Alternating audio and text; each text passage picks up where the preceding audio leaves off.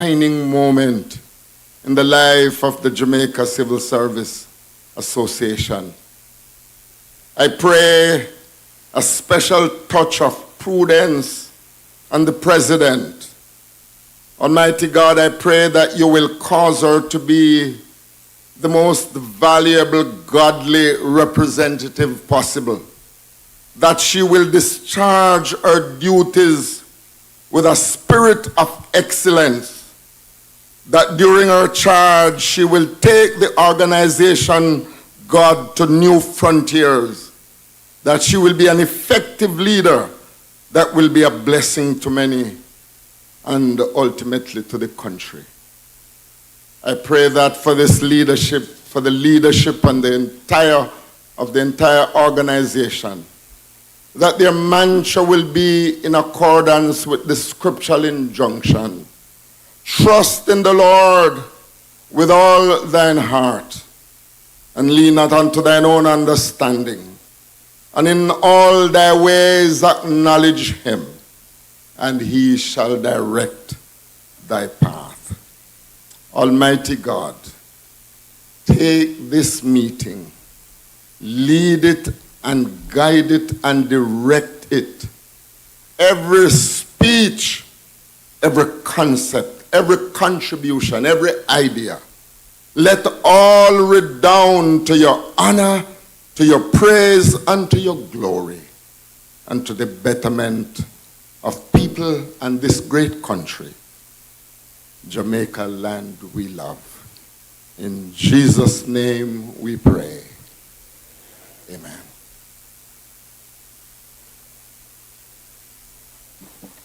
Please be seated.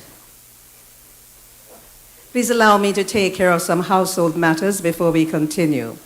It would be so kind and helpful if you would turn your phones on silent at this time. Please put your phones on silent at this time. If you are in need of the restrooms, it will be out through this building, and the building in the direction in which I am pointing, you'll find the restrooms for both women and men in that direction. There's an ambulance here and medical personnel if you think you need the assistance of either one. Also, there's water available. We know it's been very hot, and it was hot in this room earlier when we lost our power, or some of our power for a while.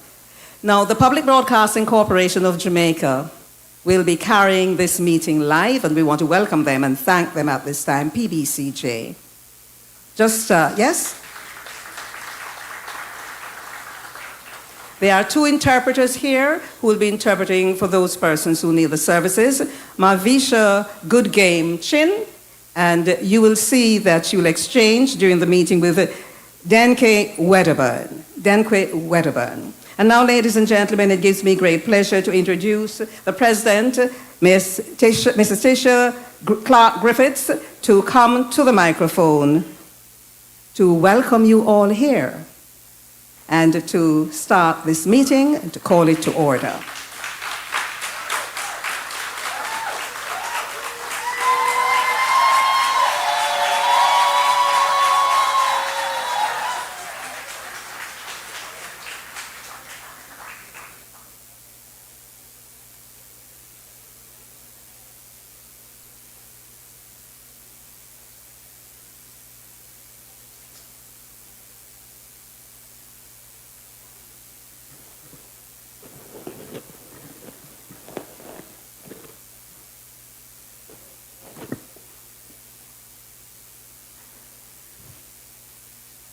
The 105th Annual General Meeting of the Jamaica Civil Service Association is now called to order.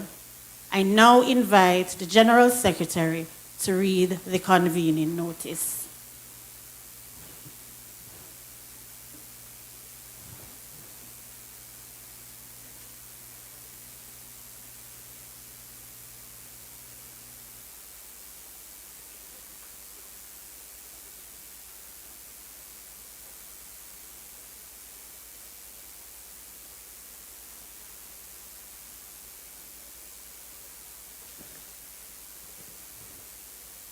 Good afternoon, ladies and gentlemen. All protocols observed. The opening ceremony of the Jamaica Civil Service Association will be held on Thursday, May 30th, 2024, in the O'Neill W. Grant Auditorium, 31 Malines Road, Kingston, 10 at 3 p.m. Signed, Tiffany Powell-Williams, General Secretary. Over to you, Chair. Thank you, Madam General Secretary Tiffany Powell-Williams.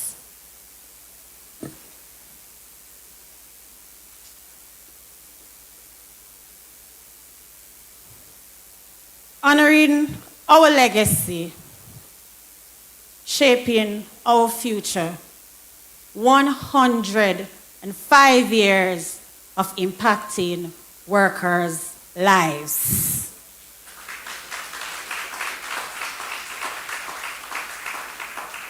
Prime Minister, the Most Honorable Andrew Holness, Dr. the Honorable Nigel Clark, Minister of Finance and the Public Service, Honorable Cabinet Secretary, the first female Cabinet Secretary, Audrey Sewell, His Excellency Fermin Gabriel Quinones, Ambassador for Cuba, immediate past President, Brother O'Neill W. Grant, in whose honor this auditorium was recently named. Past presidents, my officers, Brother Clarence Frater, first Vice President, Brother Kelvin Thomas, second Vice President, Brother Alrington Roberts, third Vice President, Sister Melanie Mullins Arnold, Honorary Treasurer. Wow, that's awesome. I see you cheering where the dollars lies. My General Secretary, Sister Tiffany Powell-Williams. My executive members, General Counsel, past officers, permanent secretaries, and I pause now to recognize my own permanent secretary, Mrs. Marsha Henry Martin. Our sister organizations, the JCS Housing Company, the Jamaica Civil Service Mutual Thrift Society, and JCSA Limited. Partners, HR practitioners, directors, other distinguished guests, governors, specially invited guests, my 30,000 plus members.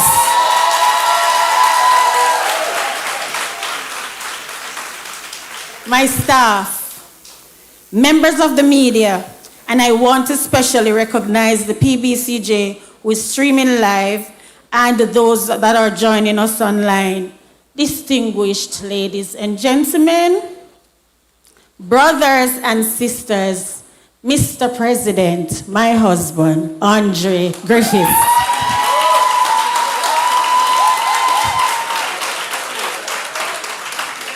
Chief Executive Officer for the Westmoreland Municipal Corporation, and my son, Tiandre, is here as well. It is with immense pride and gratitude that I welcome you to the 105th Annual General Meeting of the Jamaica Civil Service Association. I stand here today as the 17th President and the first female to hold this position in 105 years. this year's theme, Honoring Our Legacy,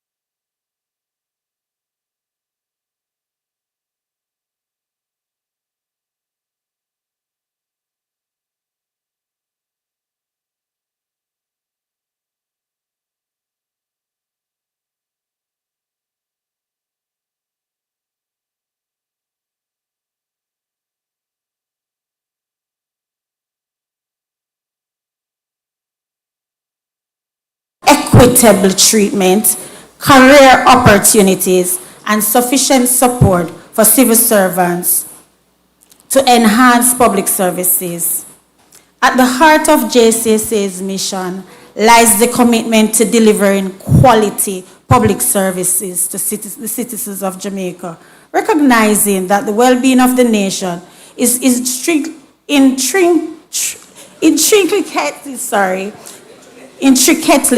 tied to the efficiency and effectiveness of public institutions. The JCSA has been instrumental in ensuring that civil servants are equipped with the resources, support, and recognition that they need to excel.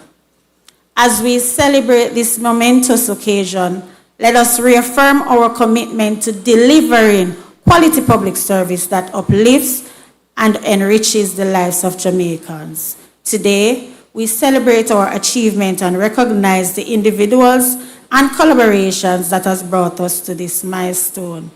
As we look ahead, embracing innovation and unity to continue advocating for workers' rights and well-being, we thank you for your presence and your ongoing support. Together, we honor our rich history and pave the way for a brighter future. Welcome, welcome, welcome.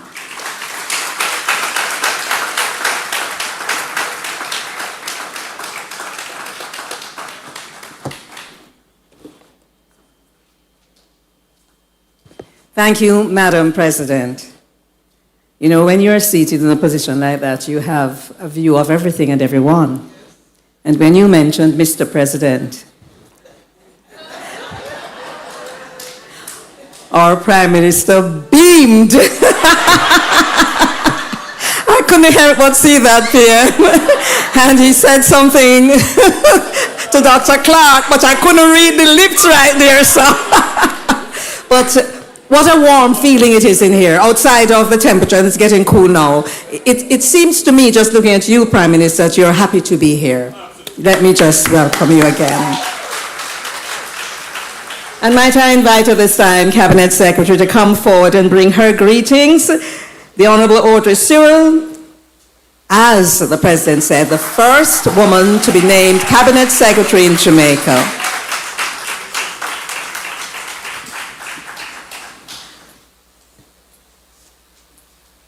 Thank you, Madam Master of Ceremonies. Protocol has been established, but permit me please to acknowledge Bishop Dr. Clement Clark, Most Honorable Andrew Holness, Prime Minister, Dr. the Honorable Nigel Clark, Minister of Finance and the Public Service.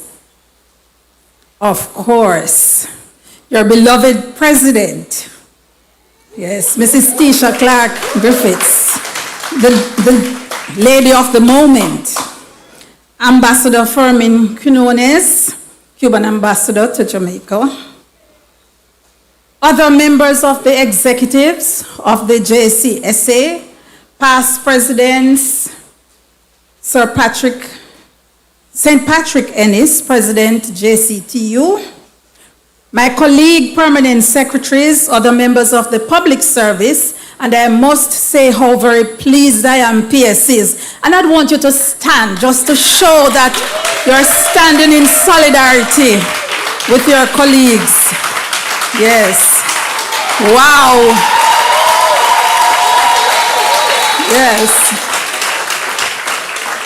Yes. We stand together. Yes. Members of the association, representatives from the media, ladies and gentlemen, good afternoon. It is truly an honor to stand before you today on the 105th Annual General Meeting of the Jamaica Civil Service Association. As we gather under the theme, Honoring Our Legacy, Shaping Our Future, 105 years of impacting workers' lives. I want to begin by expressing my heartfelt gratitude and appreciation for the invaluable contributions each of you has made to the public service and by extension, the nation. The Jamaica Civil Service is the backbone of our government, playing a pivotal role in the implementation of policies and the delivery of services that touch the lives of every Jamaican citizen. Without your dedication, competence, and hard work, the vision and mission of our government and country would remain mere aspirations. Clap yourselves if you want. Yes. It is you, the public servants of Jamaica, who translate these into tangible actions that foster development and improve the quality of life of our people. Over the past 105 years, the JCSA has been a steadfast advocate for public servants, ensuring that their voices are heard and their rights are protected. This legacy of advocacy and representation has been instrumental in shaping a public service that is resilient, talk about COVID, professional, and committed to excellence. Such longevity amidst an ever-evolving global landscape serves as a testament to the foundation laid by the founding officers of the association. The achievements of their successors encapsulates the belief, commitment, dedication, and relentlessness to the vision and mission of the JCSA, offering excellent advocacy service and support to the members who are from all areas of the public service of Jamaica, and upholding the highest qualities of professional service to the nation through the guarantee of a highly trained workforce of competent and committed persons whose legitimate interests are safeguarded and affirmed through membership in the organization. Therefore, ladies and gentlemen, while standing on the shoulders of those before her, we can rest assured that Mrs. Tisha Clark Griffiths, as the first woman to hold the position of president of the JCSA, will introduce fresh perspectives and innovative approaches that will be invaluable to the JCSA and will result in further growth and development.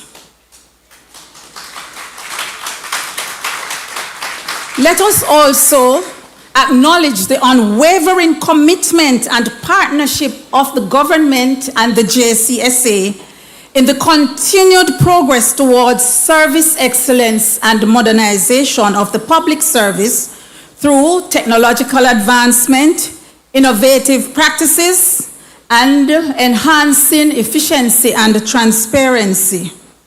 Equally recognizable is the unrelenting thrust towards improving the well-being of the public servants demonstrated by the revised compensation scheme and related benefits to ensure equity and fairness, thereby fostering a supportive work environment which promotes both personal and professional growth.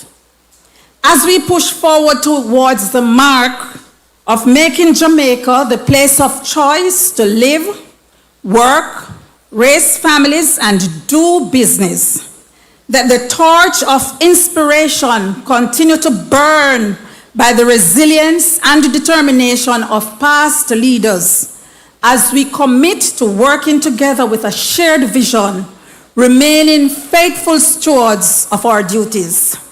In conclusion, ladies and gentlemen, I want to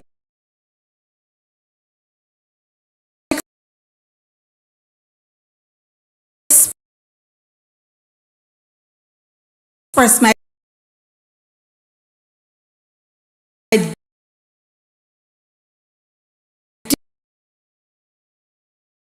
deepest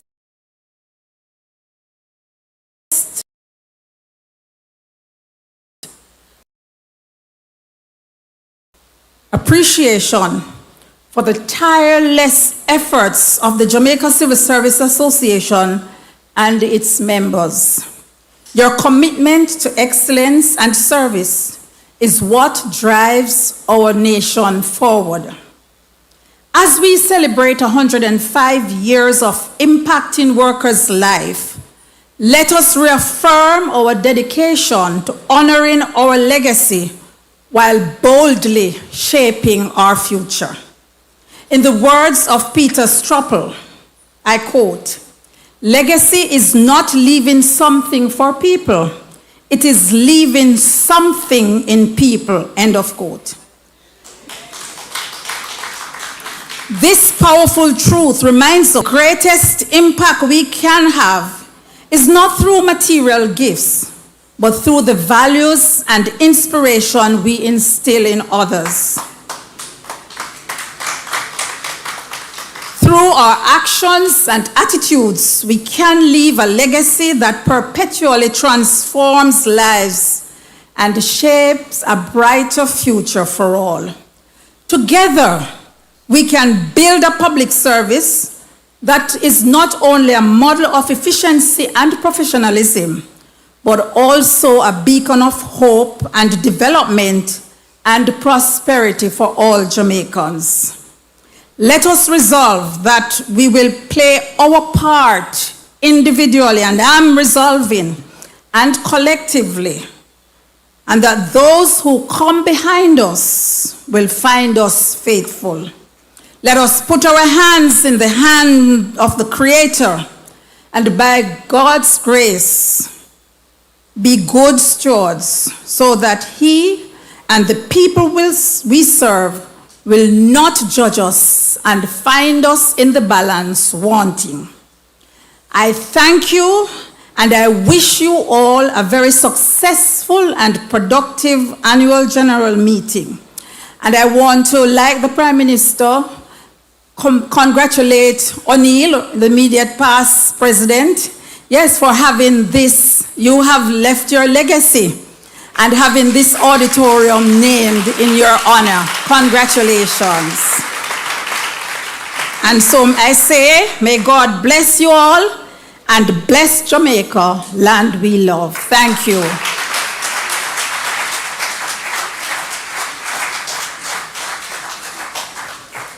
Thank you, Madam Cabinet Secretary, the Honorable Audrey Sewell.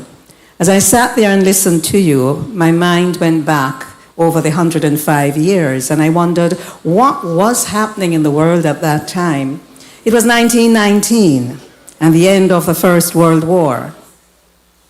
After 4 years of devastating fighting. And then I asked myself, what was happening in Jamaica while there was a formation of the Jamaica, look at that, Civil Service Association. So sometimes we need to, yes, while we appreciate where we are, we need to look back to know where things started, how things started, why things started. So I am charging you all who are members of the Civil Service Association to do a little homework and look back. And now it gives me great pleasure to invite St. Patrice Ennis, President of the Jamaica Confederation of Trade Unions, to address the gathering.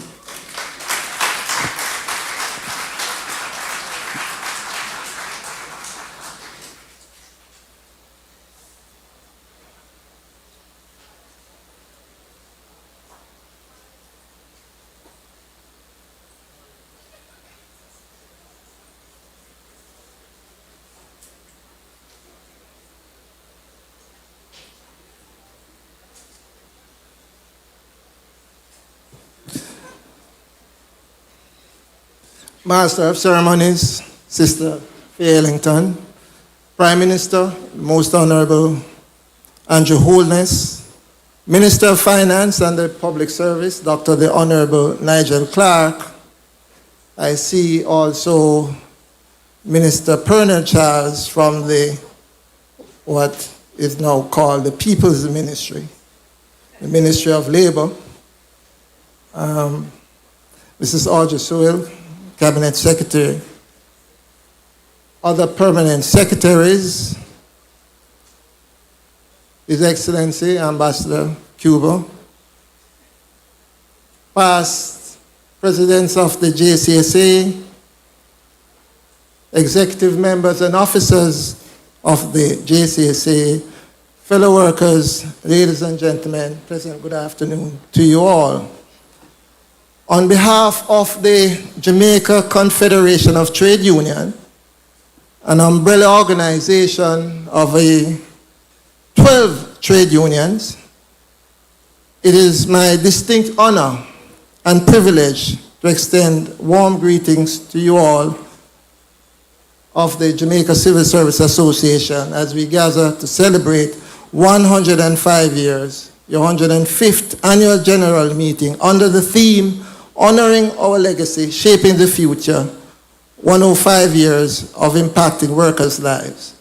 A theme that resonates deeply with our shared commitment to improving the lives of workers throughout Jamaica. As we honor our legacy, we must also address pressing challenges that impact our workforce. I am confident that with your president, my friend, Teacher Clark Griffith, and her executive, they will work assiduously to surmount the many challenges that we as workers in the public sector face today. It is the case that many in the private sector take their lead from what obtains in the public sector. And what recently happened, and this is so true in my personal experience with even paternity leave. For many years, I've tried to get this form of benefit with little success in private sector companies. And as you are aware, the government recently, together with the JCTU, have provided a 20-day paternity leave benefit to public sector workers. So, knowing my private sector negotiations, companies are granting me paternity leave for 20 days without the union even asking. I believe some of them believe it is now law, but I didn't say otherwise. Jamaica, for example, well, don't tell them, offered me paternity leave just recently. The Gleaner Monday offered me 20 days paternity leave without it even being on my claim. So, Mr. Prime Minister and Minister of Finance, it is imperative that in the public sector we uphold good standard, high standard with respect to the treatment of public sector workers, because we know in the wider society they look to see what the largest single employer is doing and they take their cue from it. In this regard, we also recognize the transition of contract workers to regular employment. This is a matter that is long-standing. Of course, there has been many transitions, and we do acknowledge the the Ministry of Finance's work in this regard, as perhaps more than any other Ministry of Finance, the transition has taken place with contract workers. But there's many more to be done, and we face the task of those who are going off or offered transition and they have less than 10 years service left and will not be vested in a pension scheme. So we have issues like that to deal with, which all of us as trade unionists has to contemplate and treat with. Minister of the People's Ministry, we know that you have been, as your predecessors, trying to get through the occupational health and safety. It has been languishing for 20 years. I know you are just there for about a year, so we don't put everything on you. But it's something that deeply affects us, and it is deeply, as I said, it is something that the private sector and those in other areas take their cue from. So it would be good that we move with some alacrity where that is regarded, the swift passage. While I will not enumerate all the challenges that face us, but I would just highlight the transformation, Minister, with respect to the public service regulation, the matter of interdiction. These are matters that face a lot of public sector workers. I know you have been public with it, that there should be reform. We don't like Section 32 of the public service regulation, where you can interdict, punish without due process. We believe it is something that has long passed its usefulness, and we should move to something that more reflects the time.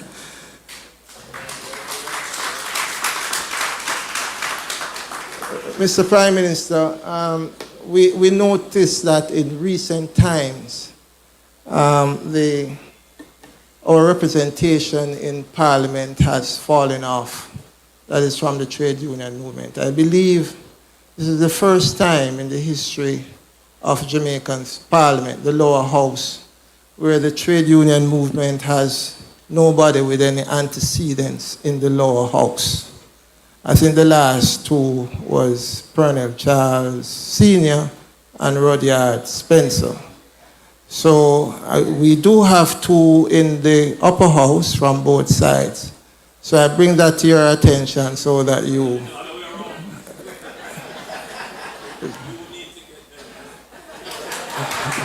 All right. Now that you have spoken, sir, we'll encourage them from our side. But that is also important because there's legislation, and there are times when we had over a dozen such persons from our movement in the legislative body, and that was reflected throughout the years in some of the most advanced labor relations laws that we have, where even developed countries are still trying to get family leave and maternity leave and so on. So these are some of the challenges that we face in the public sector. I know there are many more, and I am confident that with the team that we have in place, both at the JCSA and even at our confederation level, that we will work tirelessly to get them resolved. So thank you all, for members of the JCSA executive team, the officers, for your unwavering dedication and commitment to this noble movement. Your participation and your presence today reflect the collective strength and unity of your association. So we honor your legacy by addressing these challenges and hope that with your determination, we can shape a better future for all the workers in Jamaica.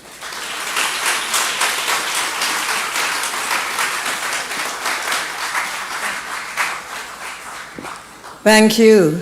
The President of the Jamaica Confederation of Trade Unions, St. Patrice Ennis. You know, when he wanted to make the point directed to the Prime Minister, he did this. I'm going to send you to my ophthalmologist because you clearly can't see with the glasses on, straight to the PM. Anyway, this is, I don't often chair AGMs, but again, Pam, and those of you gathered here, particularly maybe people over 50. I used to go to the AGM where my mother was secretary for JS in my part of the world, Smithville, and cocoa growers and coffee growers, and your uncle Willie Clark, your granduncle, was very involved. Are your uncle? Your grandfather, beg your pardon. So don't want to make Dr. Nigel Clark go on like his uncle Kingston him come from. Him have antecedents right there, Smithville in a Clarendon. And when people in the meetings would say something that everybody agree with, they would say, hear, hear. So I want not just a clap as you go forward. Say, hear, hear, like the country people that say, hear, hear. All right. So Dr. Clark, that is your introduction to come up here, Hear, hear. Let's welcome our Minister of Finance. Come on. And the Public Service. Declaration of Opening, Dr. the Honorable Nigel Clark. Hear, hear.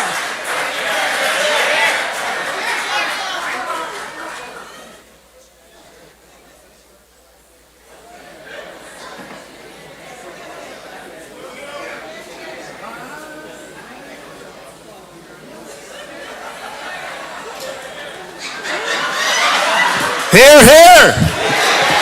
Hear, hear! Madam Master of Ceremonies, I must say that my father would have indoctrinated in me stories of growing up in Smithville and about the numbers of Jamaicans, which included yourself and many others, who grew up in the community of Smithville. So I'm very happy for that reference.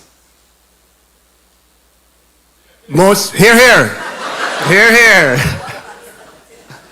Most Honorable Andrew Holness, Prime Minister of Jamaica, my colleague Minister Pernell Charles, I don't know if any other ministers are here, Cabinet Secretary, the first female Cabinet Secretary of Jamaica, Audrey Sewell, permanent secretaries. I don't recall seeing such a large turnout of permanent secretaries. And it must have to do with the first female president of the Jamaica Civil Service Association in 105 years. Big things are going. Hear, hear. Hear, hear. Ambassador of Cuba to Jamaica, President of the Jamaica Confederation of Trade Unions, St. Patrice Ennis, President, my relative, you never know I related to her, Tisha Clark. When she come meet with me, she have to declare interest and say, I related to him. Hear, hear.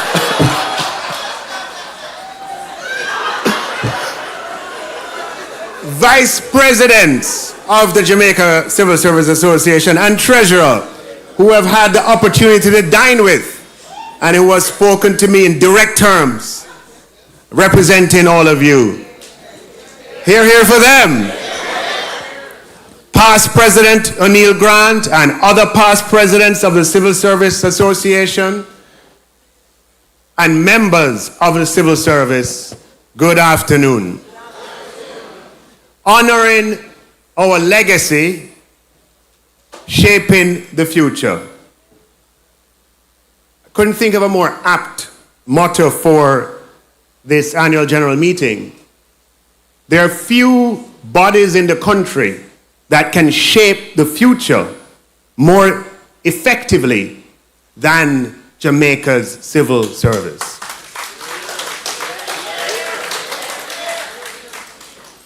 And I must point out, I'm seeing presidents of other organizations here, other unions. I see representatives of the Police Federation and others here.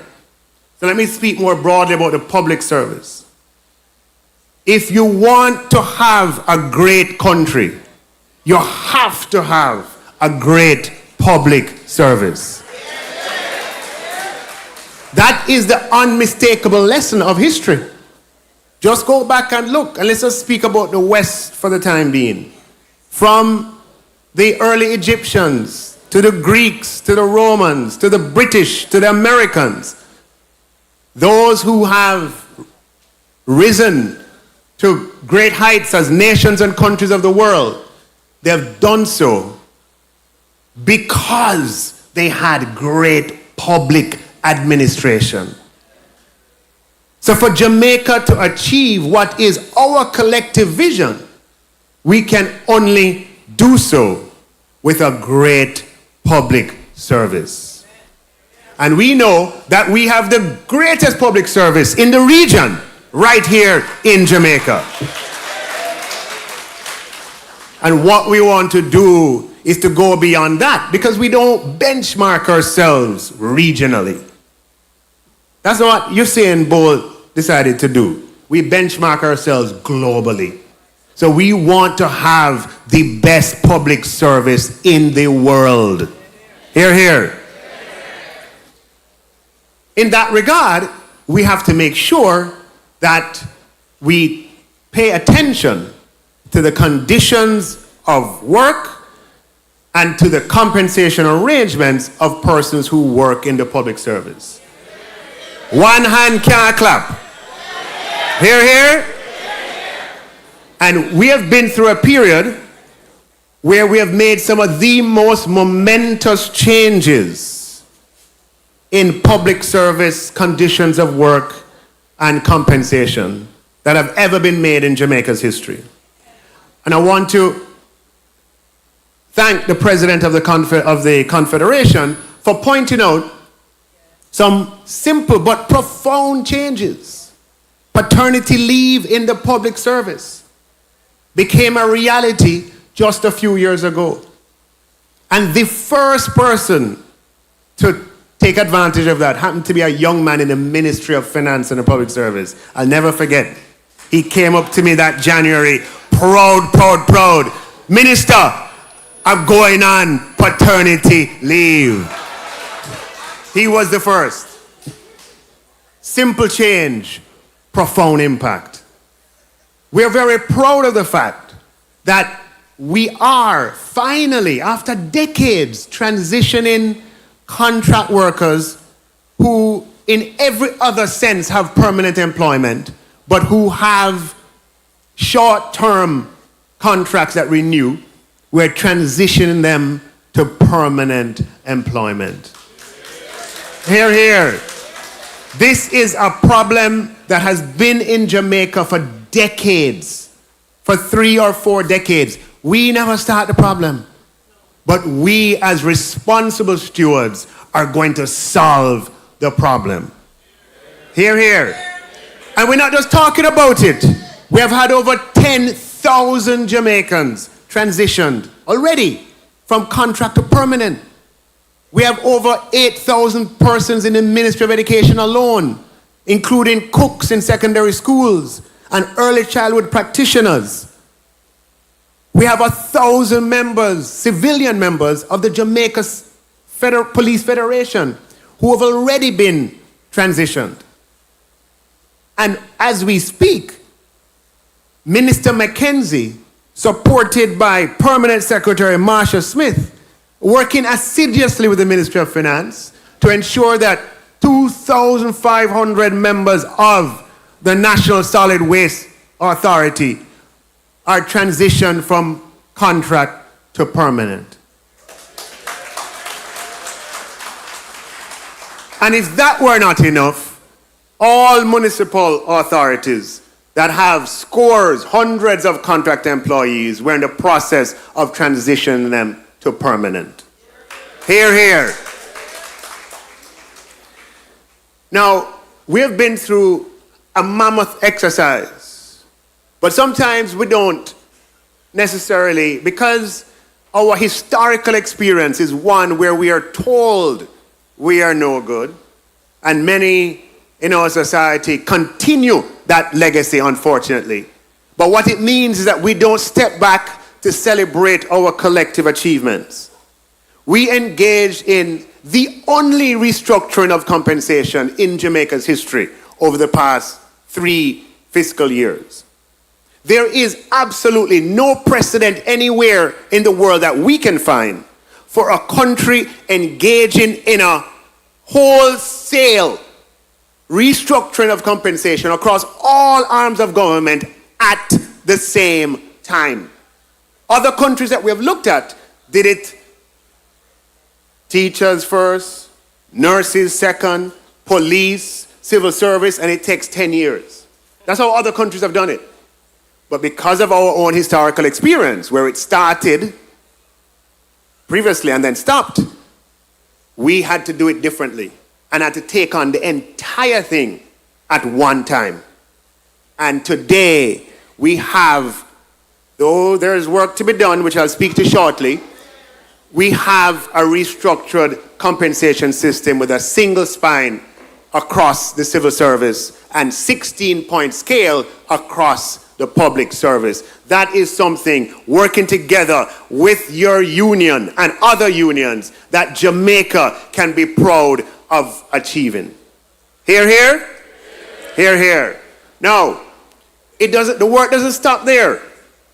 Because even after achieving that, we have been in intense discussions with the Civil Service Association and other unions to perfect the next phase, which represents the conditions of service. People in the public believe it's all one thing. They don't realize that it is deliberately sequenced. The salary scales were first, conditions of service second. And I am happy to report to you on the dawn of the 105th conference that the work that we have done has borne fruit, and on all items, except for one, we have complete agreement. The circulars are drafted and will go out in a few weeks. Circulars for terms, for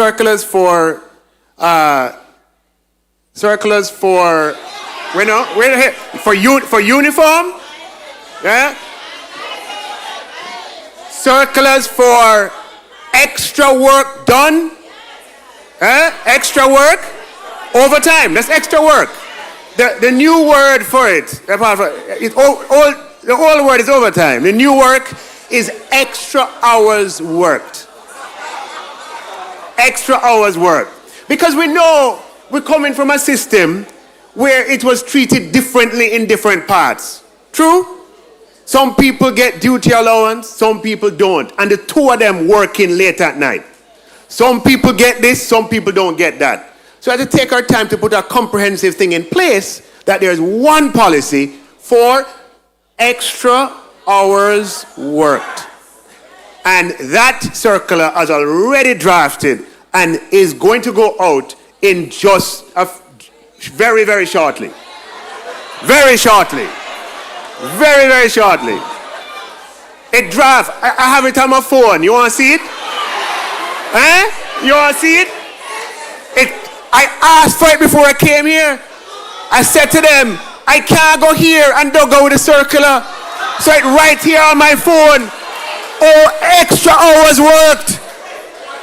And you know the third one. Wait, before we get to that one, the circular for passenger mile and mileage rates has been drafted and is ready to go. Hear, hear? Hear, hear. And we just have some tidying up work to do, right, Madam President? Some tidying up work to do, right, Mr. President, on the matter related to your pet topic. Yeah? Your pet topic. I don't want to call the name. Increment. Increment. We're working on it. And we're nearly there. Yeah? And so we expect that all of these circulars are going to go out at the same time, because we honor you, we respect you, and we want to be a great country, and we want a great public service. Ladies and gentlemen, I declare the 105th Annual General Meeting of the Civil Service of the Jamaica Civil Service Association open. Thank you very much.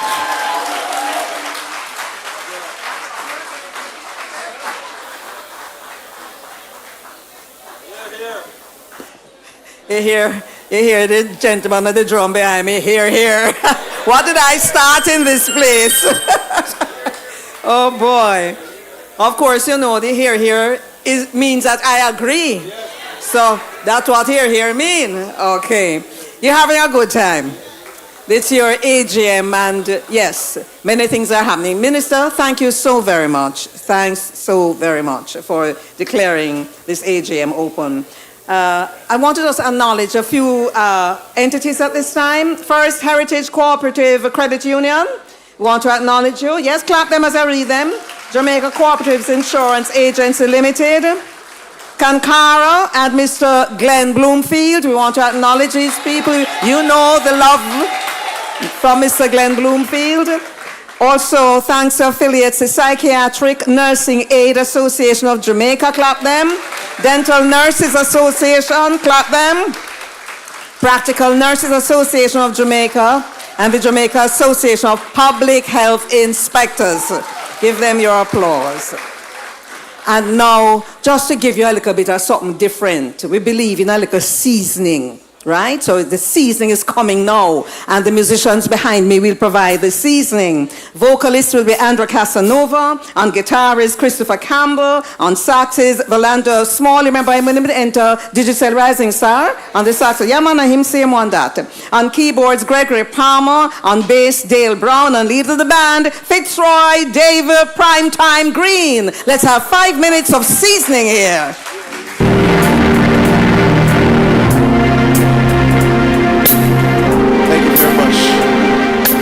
Good afternoon, ladies and gentlemen. How y'all doing? I'm having a good time so far. Today was a good day and I hope it's gonna end that way.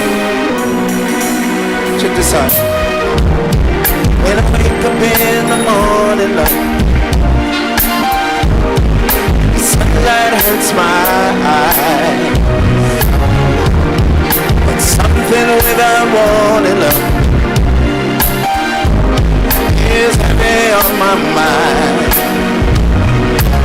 And I look at you, and the world's alright with me. I just wanna look at you, and I know it's gonna be a lovely day.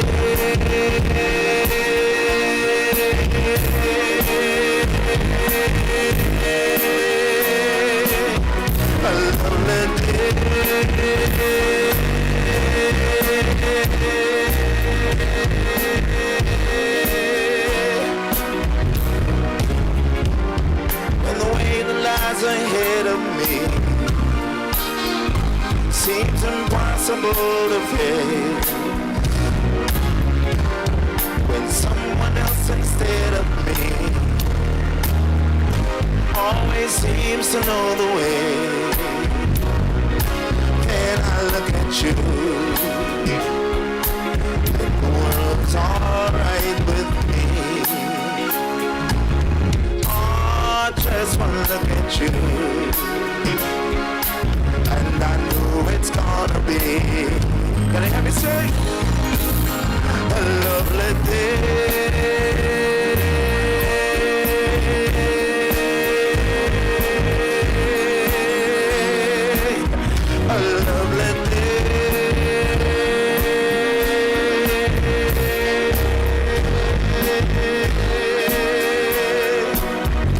Gentlemen, Mr. Rolando Small.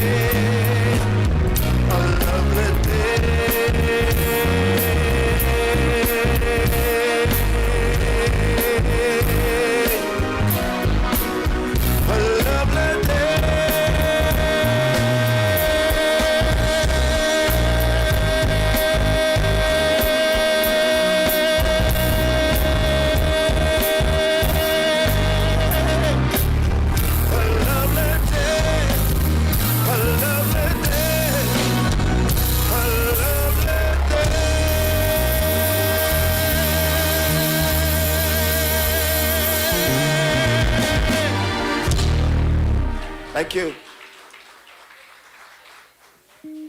I really enjoy working with professional musicians. When I tell them 5 minutes, they give me 5 minutes.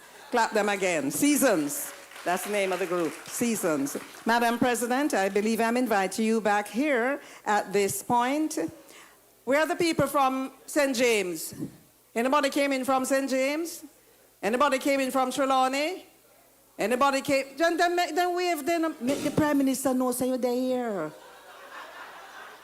Anybody from Hanover? Westmoreland?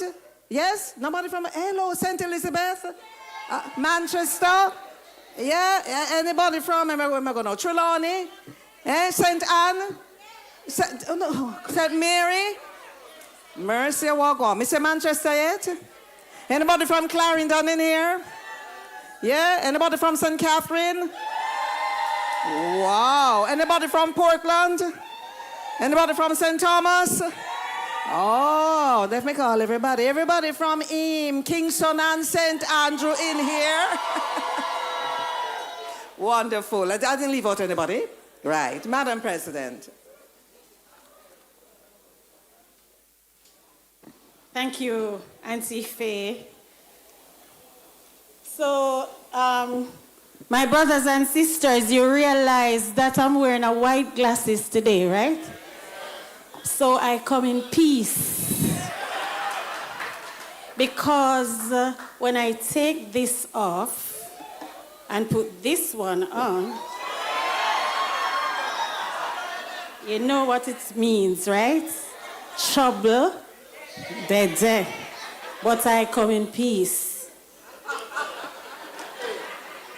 The minister had made a promise. And so we meet next week to speak about those.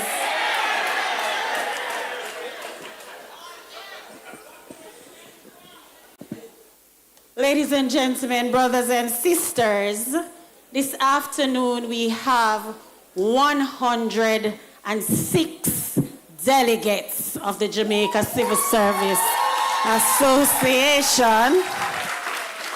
And at our annual general meeting, I have to name them. And so it will take a little while, but please be patient with me.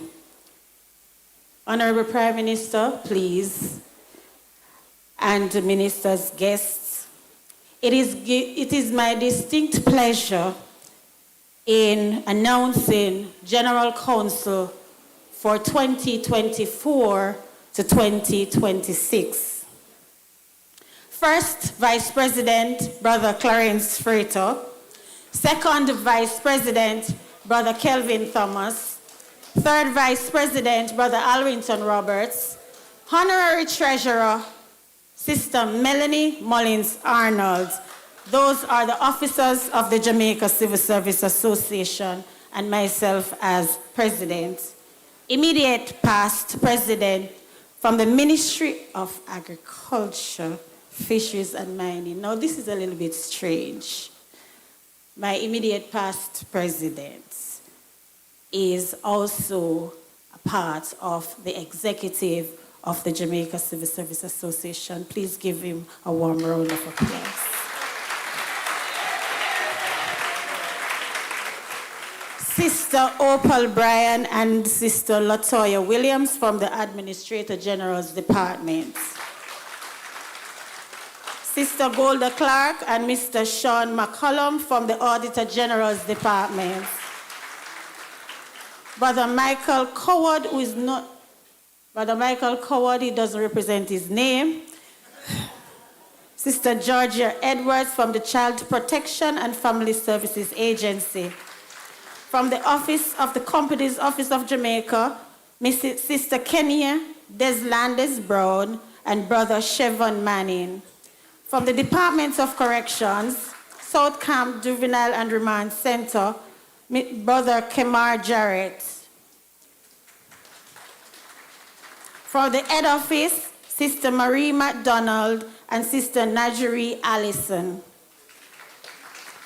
From South Camp Adult Correctional Center, Sister Millicent Forbes Christie. From Tower Street Adult Correctional Center, Brother Antonio Brown and Brother Adrian Hurd. From St. Catherine Adult Correctional Center, Brothers Andrew Douglas and Dennis McCumber. From Metcalf Street Juvenile, Brother Christopher Scott. From Tamarind Farm Adult Correctional Center, Sister Cleopatra Howard and Fitzroy Fairweather. From the Ministry of Economic Growth and Job Creation, Brothers Raymond Poyser and O'Shane McKay. From the Ministry of Education, Youth and Information, Head Office, Brother Dwayne Goodison and Sister Javette Beale. From Canewood Center, Brother Troy Macketti. From Charlotte Teachers College, Sister Annette Edwards. From the Ministry of Finance and the Public Service, Brothers Xavier Hutchinson and Jamin Wedderburn. From the Forestry Department, Brother O'Keefe Carr and Tyrone Savage. Ministry of Health and Wellness, Head Office, Brother Alan Carter and Sister Michelle Richards Henry. National Public Health Laboratories, National Blood Transfusion, Sister Latoya Brown. From Southeast Regional Health Authority, Sister Unique Crawford. From the Kingston Public Hospital, Victoria Jubilee Hospital, Sister Sandra Mendez Williams, Brother Ricardo Anderson. From KSA Health Department, Sister Andrea Squire and Shanti Francis.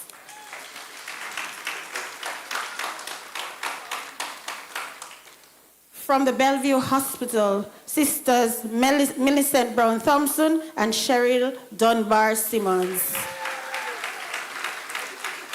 From the Bustamante Hospital for Children, Brother Harold McCurbin and Sister Melva Green Livingston. From the Houses of Parliament, Sister Sandra Clemens. From the Ministry of Investment, Industry, Investment and Commerce, Sister Pauline Anderson and Sister Denise White-Bryan. From the Ministry of Agriculture and Fisheries, Sisters Georgia Marks Domand and Brother O'Neill James. From the Food Storage and Prevention of Infestation Division, Brother Marlon Osborne. From the National Library of Jamaica, Brother Jason Smith. From the Institute of Jamaica, Sister Natalia Fairweather Sims and Tracy and Sinclair Stewart. From the Jamaica Cultural Development Commission, and I must recognize her, Sister Marcia Davis. Where are you? She's in a wheelchair. And she is a representative of the Jamaica Civil Service Association. I salute you, my sister. And Sister Avery Campbell. The Jamaica Customs Agency, Sister Anne-Marie Campbell-Bell and Stephanie McGregor-Gare. From the Jamaica Defense Force, Sister Annette Wedderburn-Faulkner and Brother Lloyd Reed. From the Jamaica Information Service, JIS, Sister Peter Gay Orges and Michael Carr. From the Jamaica Library Service, Brother Hopeton Campbell. From KSA Parish Library, Sister Charmaine Hamilton. For the Jamaica National Heritage Trust, Sister Monique Turner Johnson. For Court Administration Division, Sister Noel Hamilton and Brother Okino Ashley. From the Supreme Court, Sister Sharon Patterson. From the Ministry of Labor and Social Security Heroes Circle, Brother Leo Byfield. From the head office, Brother David Carr and Alric Brown. From the Ministry of Local Government and and Community Development, Sister Raquel Campbell and Suzette Grant. From the Golden Age Home, Brother Orlando Brown and Sister Michelle Morgan Stevens. From the National Environment and Planning Agency, Sister Sharon Hearn Wright and Brother Junior Nicholson. From the National Land Agency Estate Management Division, Sister Violet Ricketts Tyrrell and Sister Sharon Patterson. I do have two Sharon Pattersons on General Council.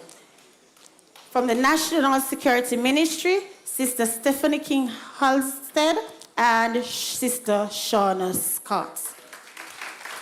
From the Jamaica Constabulary Force Finance Department, Sister Carlene Harrison, and from the Police Department, Sister Asher Rankin.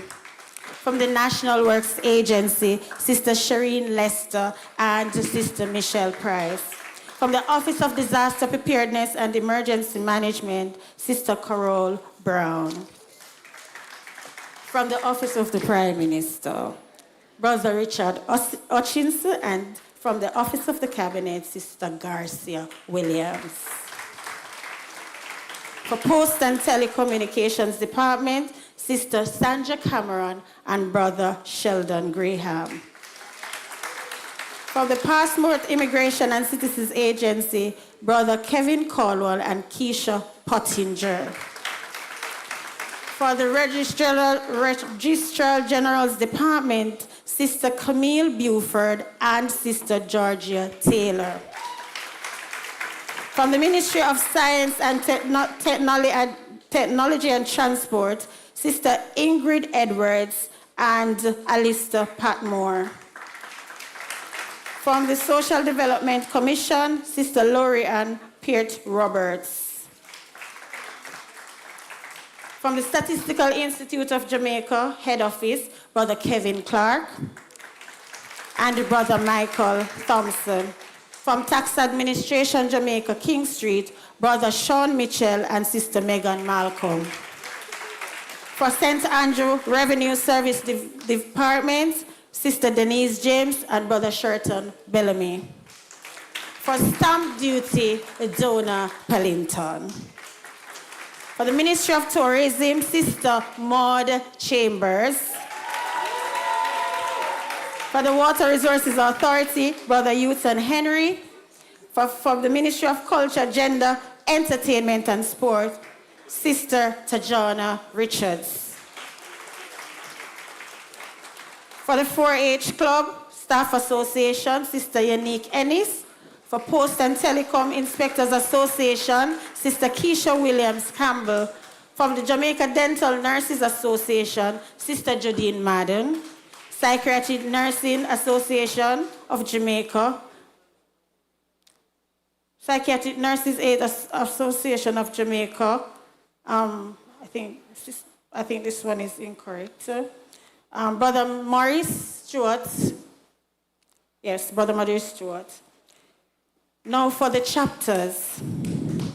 For St. Catherine, Sister Peter Gay William.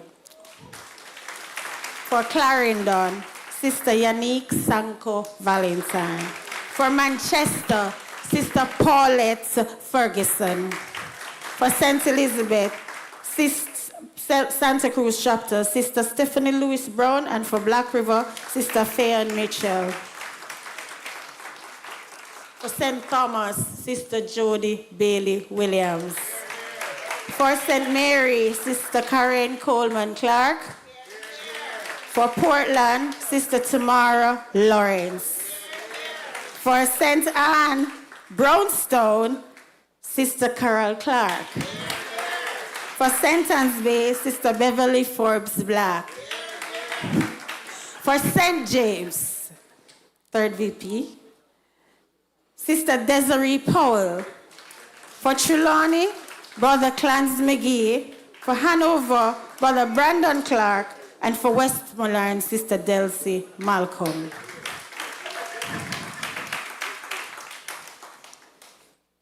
General Counsel, could you all stand?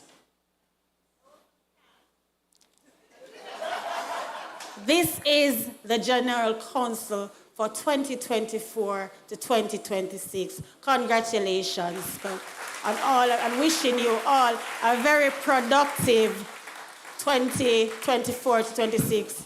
Honorable Minister Clark, that's my team over there.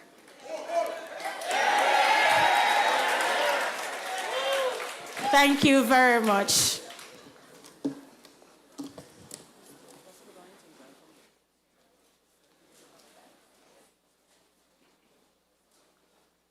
We're moving along. Our president will be back in just a moment to make three very special presentations. I know you have your program, so you're looking at it. And may I ask the team assisting her to come forward to the table, the awards table at this time.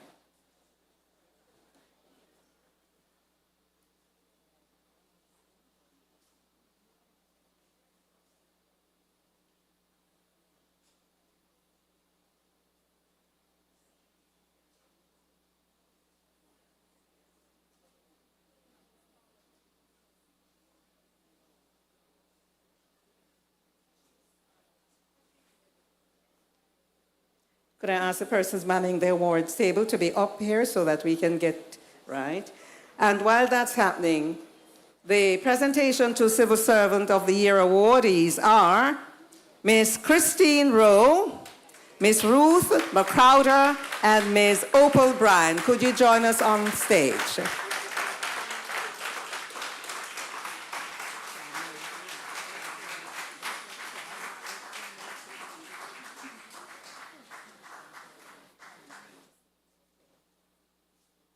Brother Frater, don't you supposed to be up here?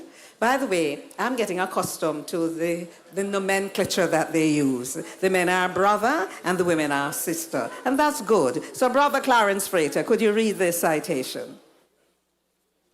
Thank you so much, Madam Chairman. Each year, during the month of November, the Civil Service Week Steering Committee, in association with the Jamaica Civil Service Association and the First Heritage Cooperative Credit Union, hosts the FHC Civil Service Week Civil Servant of the Year Award. The award is geared toward highlighting the worth and work of outstanding civil servants who have given excellent service to the public service and to the country as a whole. Christine Rowe, Ruth McGraw, and Opal Bryan were selected as Civil Servants of the Year in the technical, managerial, and management categories, respectively, for the 2023 staging. The awardees are required to collaborate and undertake a special project during their tenure under the theme Raising the Bar, Strengthening the Bond. The project is funded by First Heritage Cooperative Credit Union in the amount of $150,000.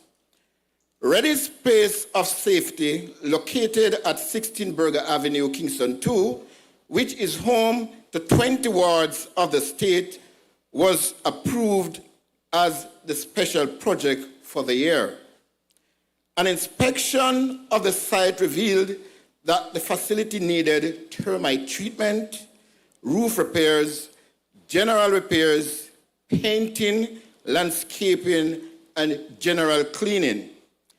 Based on the needs and the costs associated with this venture, the Civil Servants of the Year embarked on a drive to get sponsorship to defray the costs. The first phase of the project was undertaken on Labor Day 2024 and will continue until the work is completed. The Jamaica Civil Service Association was approached to cover the costs of the termite treatment.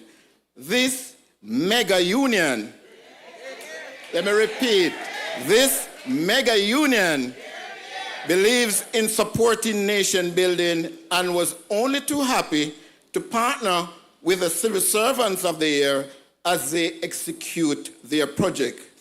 We have pledged to contribute the sum of $159,914.40 to cover the cost of termite treatment, and today we are honoring our commitment. The JCSA will continue partnering with the civil servants of the year through collaboration with our Women's Action Committee as they seek to make the environment of Reddy's Place of Safety more comfortable and aesthetically appealing. Thank you.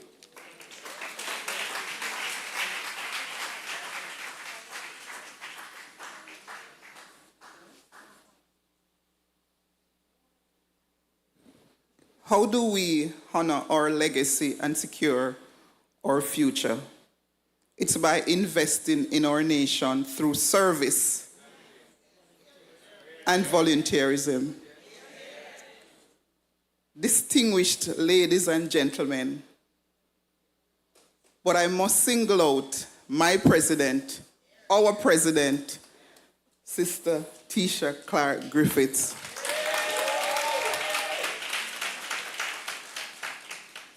Honorable Prime Minister, Honorable Dr. Clark,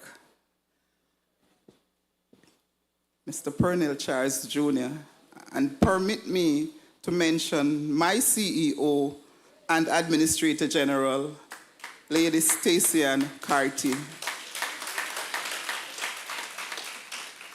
As Civil Servants of the Year,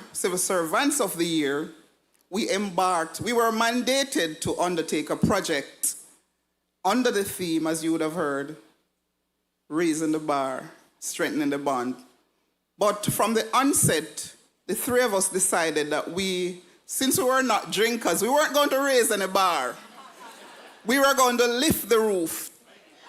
And we embarked on a journey. And we visited that place, Reddy's Place of Safety. And when we went, we realized that it was calling our names. And we embarked on a mission to fix what needed fixing. When I called my president, within seconds, and I'm not lying, seconds, she was in a meeting, but she texted me back and said, Opal, I am covering the cost. And if that's not investment in our country, I don't know what is. And permit me to recognize the FHC. They have really been a tower of strength as we execute this project.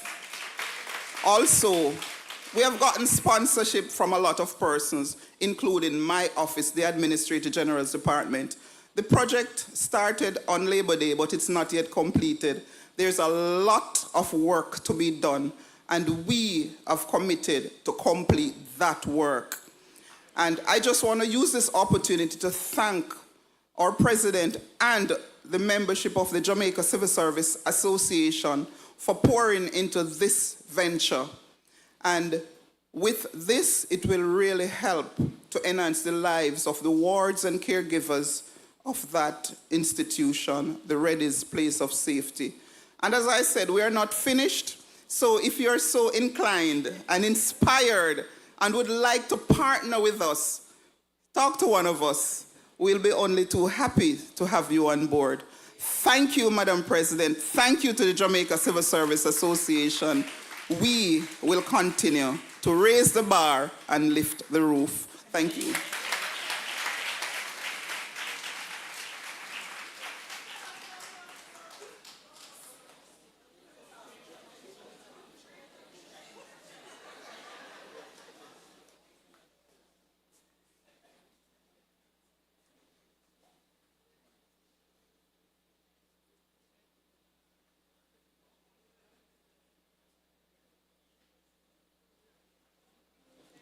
I think we have captured that moment. Put your hands together for these three ladies one more time for the work they're doing, investing in the youth. Mrs. Marsha Henry Martin, Permanent Secretary, Local Government and Community Development, might I invite you now to the stage to assist us with the presentation of a few awards. Now, everybody, an AGM can be a long something. But I'm going to ask you, let me call up your name, just come right up, right? So we don't want it to lag, we don't want to delay.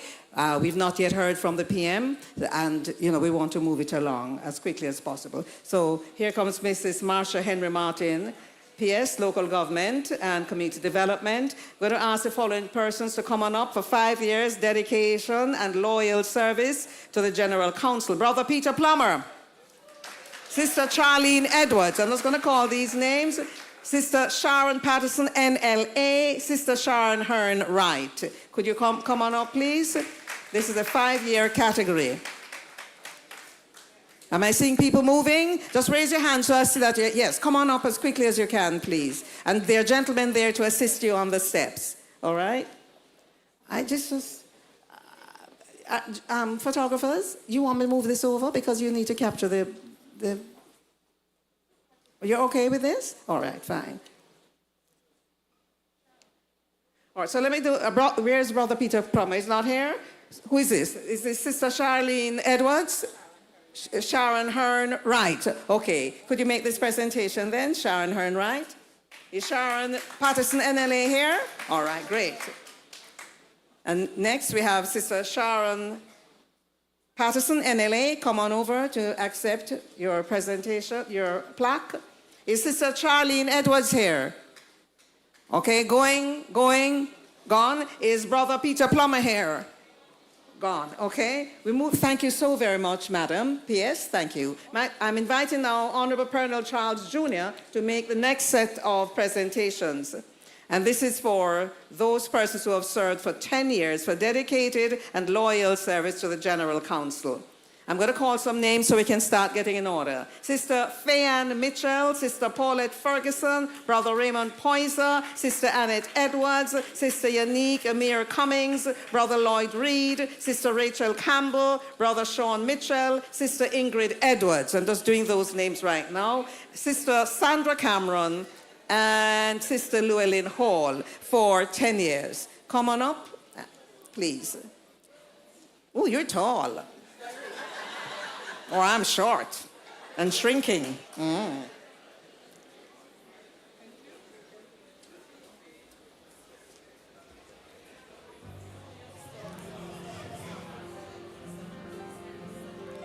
Minister Charles, they're trying to get your attention. Come over a bit more. Yes, a little bit more.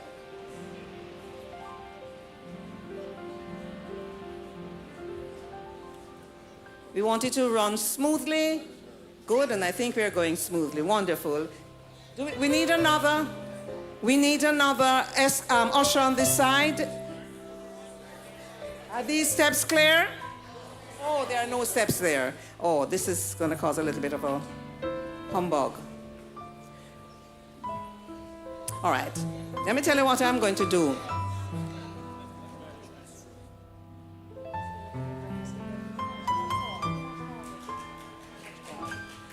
I tell you what we do.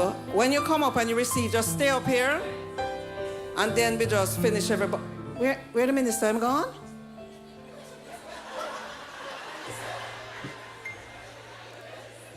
You finished with them? You finished with the 10? Are we finished with all the 10s? Mister, don't move. 10, come everybody. 10. We want 10. The names I called were Fayanne Mitchell, Paulette Ferguson, Raymond Poyser, Annette Edwards, Yannick Amir Cummings, Lloyd Reed, Raquel Campbell, Sean Mitchell, Ingrid Edwards, Sandra Cameron, and Llewellyn Hall. Just stay up here. What a way you smile, pretty. That's nice. Just step to the side. Don't go down there. Come on up, please. Yes, let's move it briskly. And there's somebody to assist you there. Wonderful. Them look, you have sharing party, come. All right. Right, it's moving better now. So when the 10 years are going down, then I'll call the names for the 15, so you can be getting ready to come along that side. Yeah, cheer on your special people, man. Cheer them on. Come on, 10s, come on.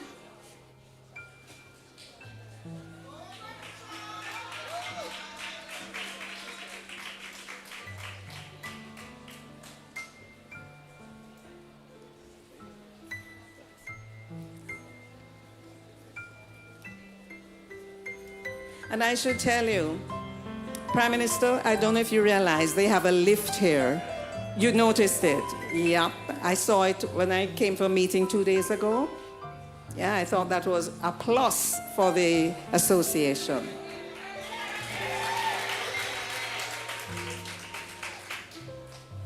Ten? Anybody left for 10? Come on up. I see two gentlemen, two brothers are there. All right. But has he accepted his award yet? But him gone to join the ladies. You accept your award already and come back? Huh? Aye. Okay. Are we done with the 10s now? All right. Thank you, Minister. Thank you. And then everybody else can exit now once you've had your award. There's an usher there to help you down. Take your time when you're going down. And then I'm going to move now to those persons who will be...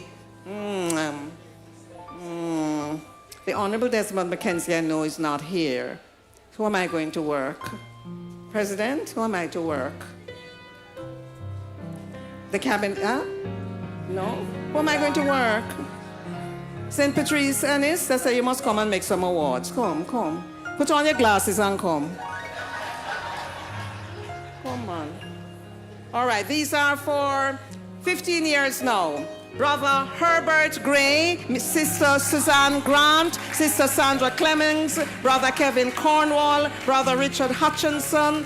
Remember, we're dealing now with 15 years. Come on up, and St. Patrice Ennis will make these presentations. When you come on stage and you accept, just step back so we finish the batch, and then we can move on. Let me say them again. Brother Herbert Gray, Sister Suzette Grant. Is this Sister Suzette? Yeah, man, she look like a Suzette. Sister Suzette Grant. Where's Sister Sandra Clemens? Sister Sandra coming up? Arch your clapper then, and make her feel welcome. Whoops, careful. There's a little ledge there. Just warn them when they're coming up, a little ledge. Where's that? Is that a Brother Herbert Gray down there? Come on, Brother Herbert Gray. All right, prepare. Right, here we go. Is that Brother who now? Cornwall? Is that Brother Cornwall? All right.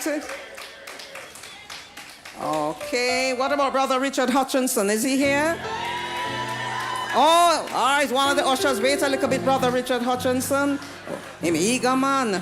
You notice about one of them ushers sash though. All right. Come on now, Brother Hutchinson.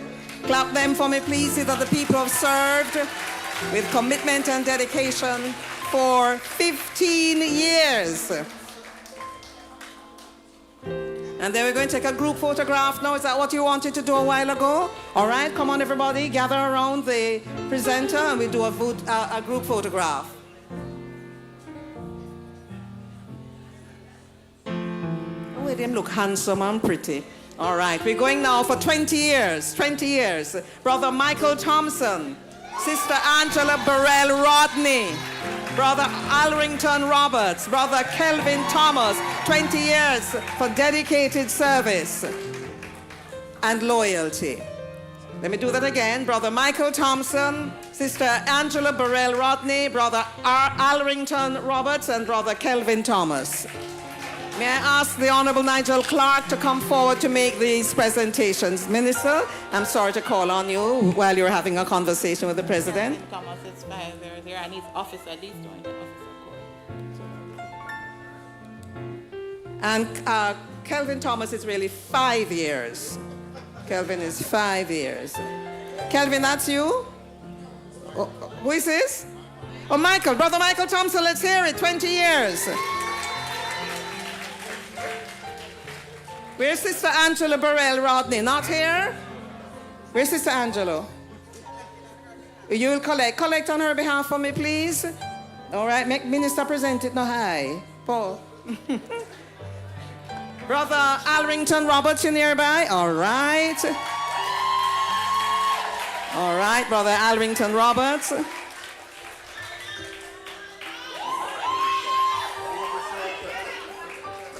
Them want to see your face a little bit.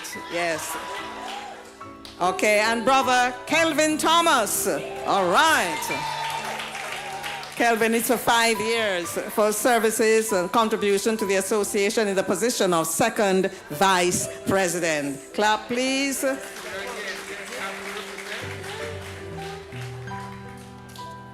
No, Minister, you have to take your group photograph. No, I'm not letting you go yet, just group photograph.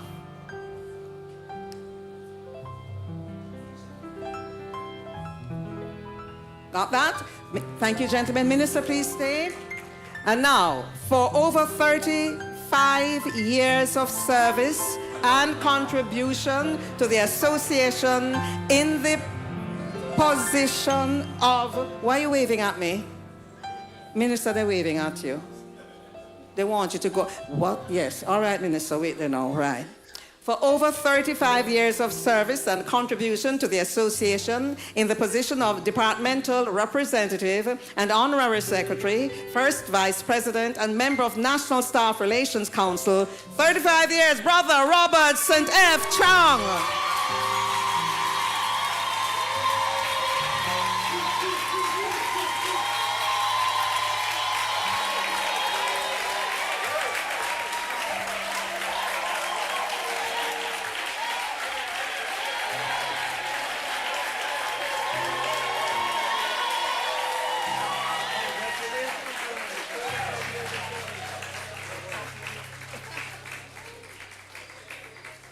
"35 years, and he gets a standing ovation, and rightly deserved." Thank you, Minister. Oh, yeah, indeed. Thank you. Yes, sir. Thank you so very much, Minister Nigel Clark, Dr. Nigel Clark. All right, we're moving on now. Lots of things happening.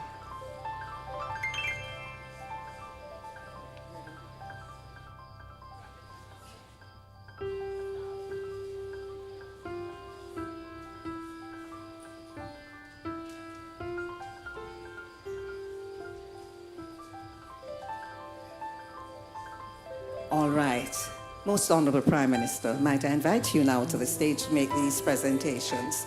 And these will be presentations of awards to Secretariat staff.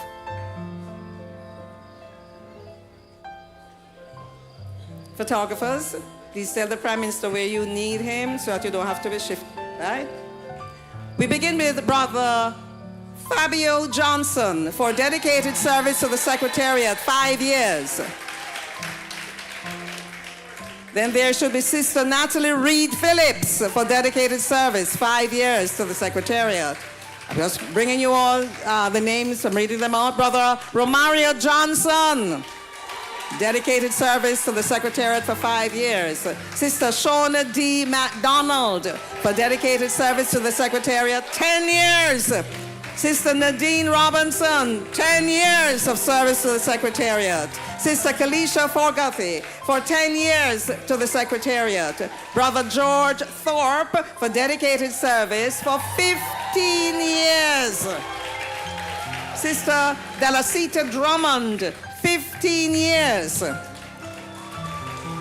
There's also Brother Junior Latibadier for 20 years, just getting them in position there. And while the presentations are being made, Brother Howard Hutchinson is unable to be with us. A special thanks to Brother Hutchinson for his dedicated service to the Secretariat for over 10 years, and we wish him all the very best. And so we continue with the presentations being done by Prime Minister, the Most Honorable Andrew Holness. And who is this lady coming up?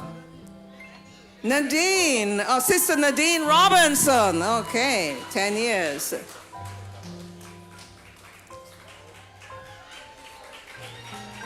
Who is the gentleman next?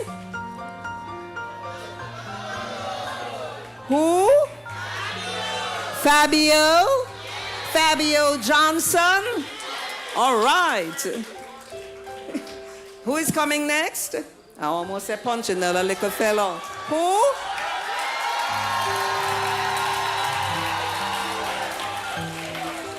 Is this who? Who? You got it. George Thorpe, indeed. Who is next?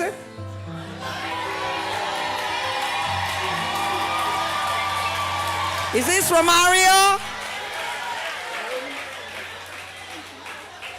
Fabulous. The Panzer say one. Who is coming next?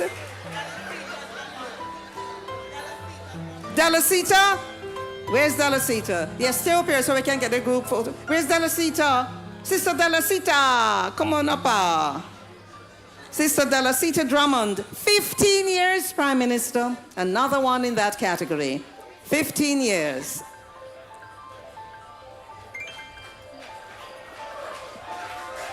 Oh yeah, they're coming up for their group photograph. Of course. Organize yourselves now for your group photograph. Yes, Prime Minister don't know for these things, so him know what to do. See? Come over a little bit.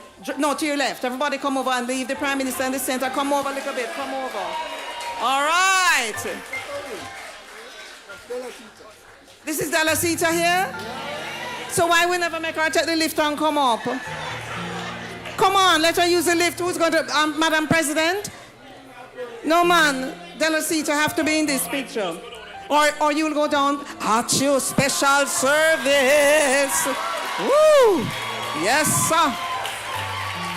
But next time, you must remember, so now have the lift and use the lift. That's why it is there. And it's in a, come on, Delasita, you look fabulous, girl. Clap her, please, Sister Delasita Drummond, 15 years of dedicated service. Now, ladies and gentlemen, where are you going to take the group picture? On the flat. They're going to take it on the flat, so everybody can be accommodated. We're preparing right after this group picture for the JCSA Chapter Awards, so please prepare yourselves. Yes, so we're going to do this group picture here now, and everybody feeling all right, and them AGM are going good so far. Then let me hear. Here, here. Here, here. Yes, ma'am. Thank you, Prime Minister, and congratulations, ladies and gentlemen. First VP Clarence Frater, could I ask you to come on up, prepare to make this next presentation? We're going now to the JCSA Chapter Awards. The Most Improved Chapter 2023 to 24, Black River Chapter. Do we have a representative coming up? Who? Fayan, could you come on up to collect on behalf of the Black River Chapter? We have to move this along, everybody. Prime Minister, I have enough things on him plate for do, you know. And I spend the whole afternoon, don't know. You can imagine what's something I have to go back to office go do. I don't joke me, I make you know. Oh. All right, that's the Most Improved Chapter, Black River Chapter. The runner-up chapter of the year is St. Anne Brownstown Chapter. And may I ask Kelvin Thomas? Kelvin Thomas, please come up to make this presentation. Second VP, Kelvin Thomas, please make this presentation.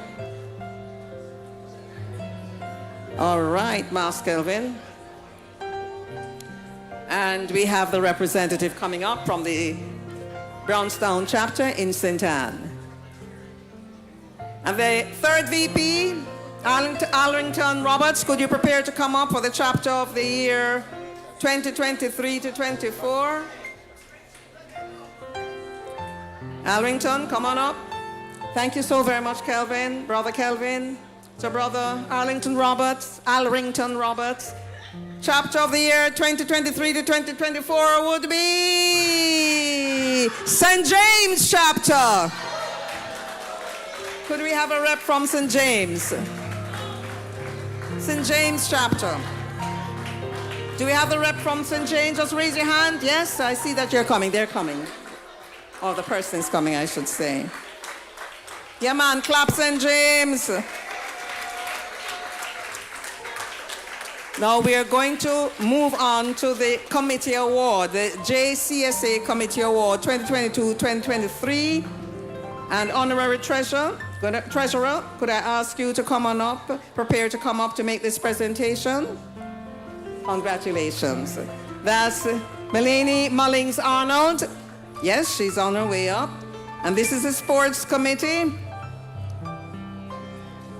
The Sports Committee performed exceptionally well during the period 2022 to 2023 and has earned the award of Committee of the Year 2022-2023.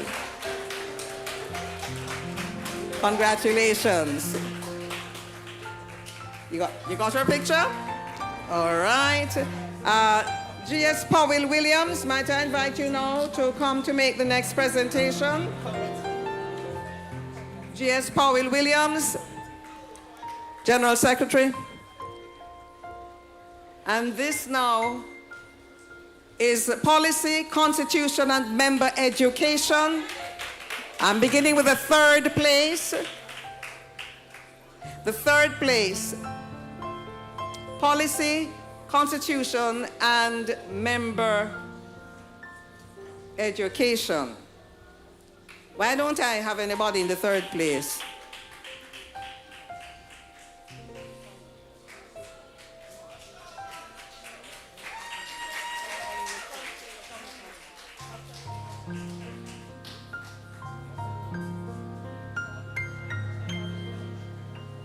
Sean Mitchell, you know yourself. Even before I have your name, you know yourself. Congratulations. First VP Clarence Frater, make your way up, please. Second place, Committee of the Year 2024. Come on up, everybody. You want to know who's going to be winning this one, right? Okay, second place, Committee of the Year 2024. And that goes to the Men's Coalition Committee. What a way the woman them make whole heap of noise. Okay. The Men's Coalition Committee. Who is coming up to accept? Who is coming up to accept? Is that the gen? Oh. Okay. Come on, Brother Alan Carter.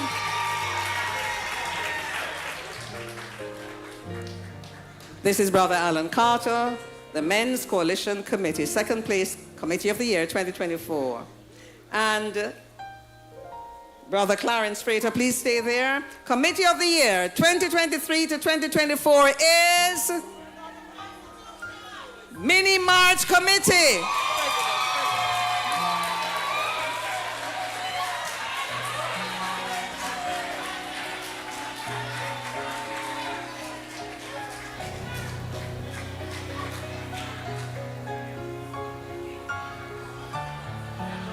Who is a rep from Mini March Committee? All right.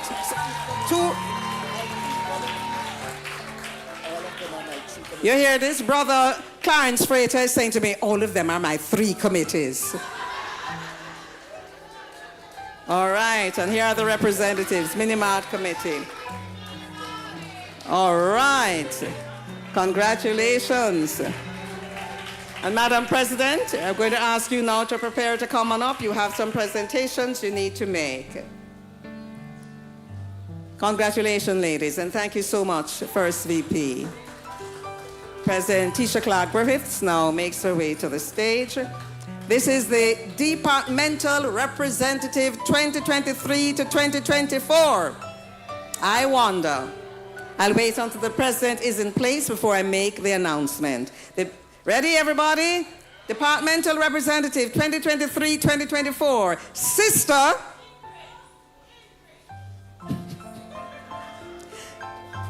Latoya Brown. Sister Latoya Brown.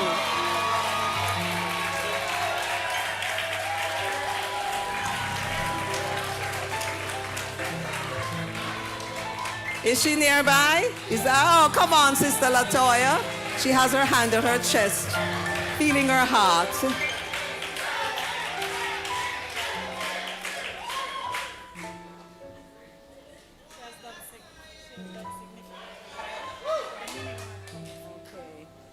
I gather she's done exceptionally well with the Mini March Committee.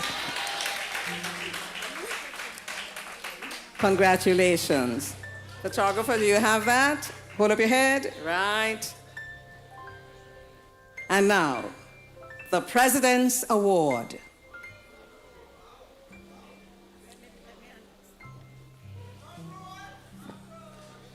All right, so I know persons would have been saying, chapter of the year, and I heard somebody shout a particular parish. And so this year, we decided that we could not continue for Manchester, who have successfully capped this award for 8 years. Manchester chapter has done significantly well. And so in an effort to allow the other chapters, and we want to congratulate St. James, Manchester is a special parish. And so the President's Award goes to Sister Paulette Ferguson of the Manchester chapter.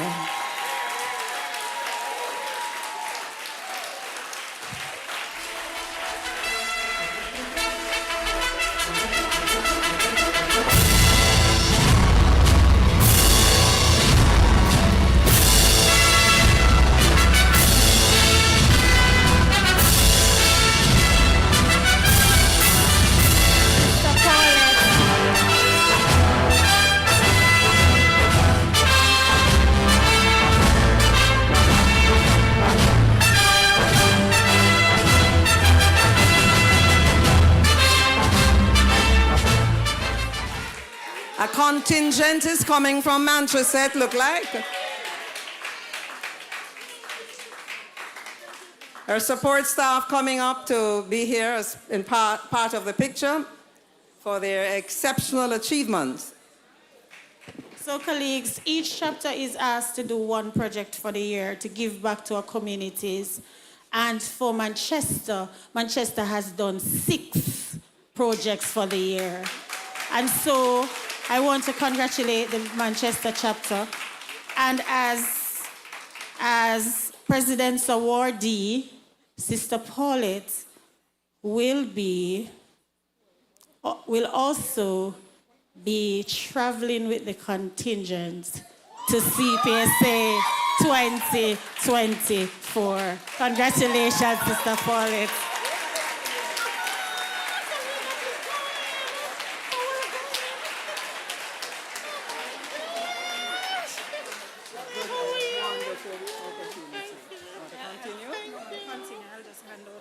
All right, and we're down to the last, do I do this right? Yeah, the last chapter here, the last page rather, of awards. So after this picture is taken, special awards.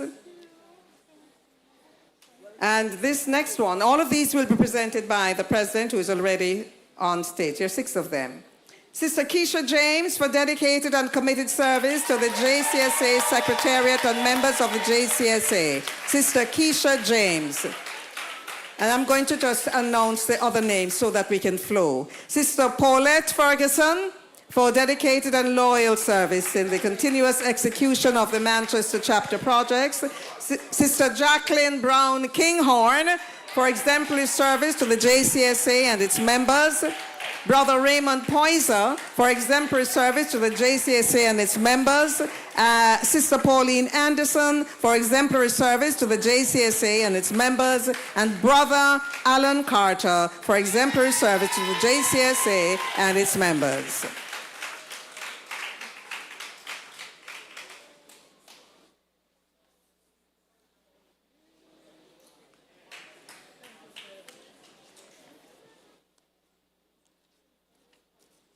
Who's coming next? So send me the name. Raymond Poyser? All right, Brother Raymond Poyser, could you show him some love?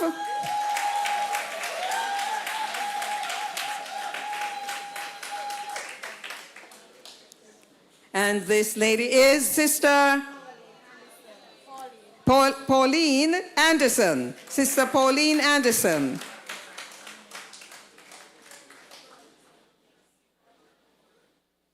And followed by who?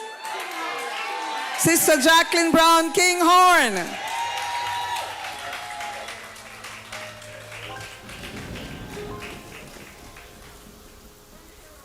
Turn it around, right? And then is this Brother Alan Carter waiting in the wings, of course.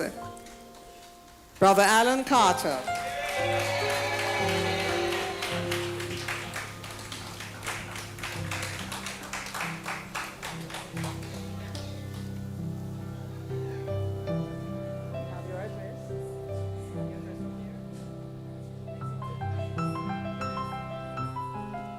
And so we're going to do the group photograph.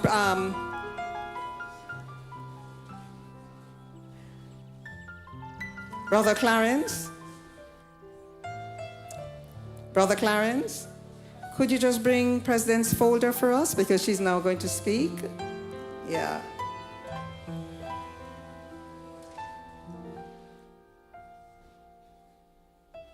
Congratulations, everyone.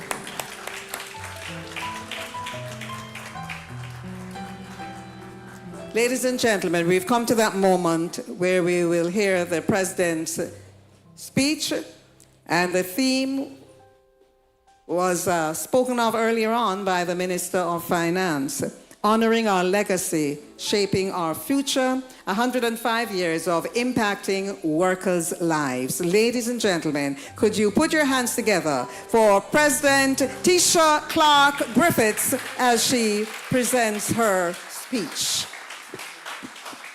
Thank you, Auntie Faye. The Most Honorable Andrew Holness, Prime Minister, Dr. the Honorable Nigel Clark, Minister of Finance and the Public Service, Honorable Pernell Charles Jr., Minister of Labour and Social Security, Honorable Audrey Swell, Cabinet Secretary, Ambassador Fermin Gabriel Kinesos, St. Patrice Ennis, President of the Jamaica Confederation of Trade Unions, permanent secretaries, and may I just acknowledge, could you please give it up again for the permanent secretaries? Thank you, thank you. Heads of departments, my officers, General Counsel, my executive, staff, distinguished guests, my 30,000.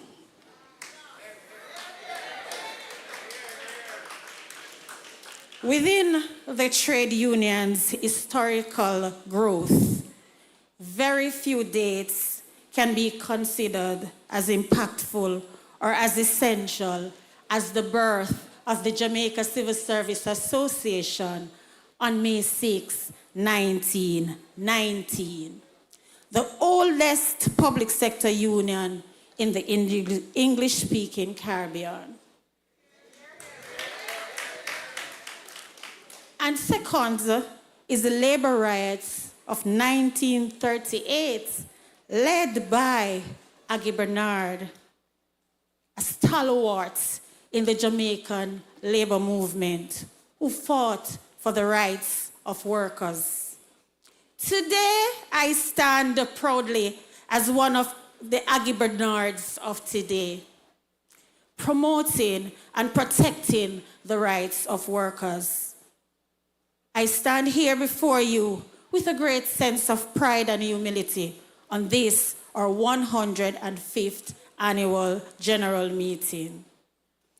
As we reflect on the theme, honoring our legacy, let us not forget that it was the labor struggle that won for us most of the labor rights and workplace benefits that we now enjoy.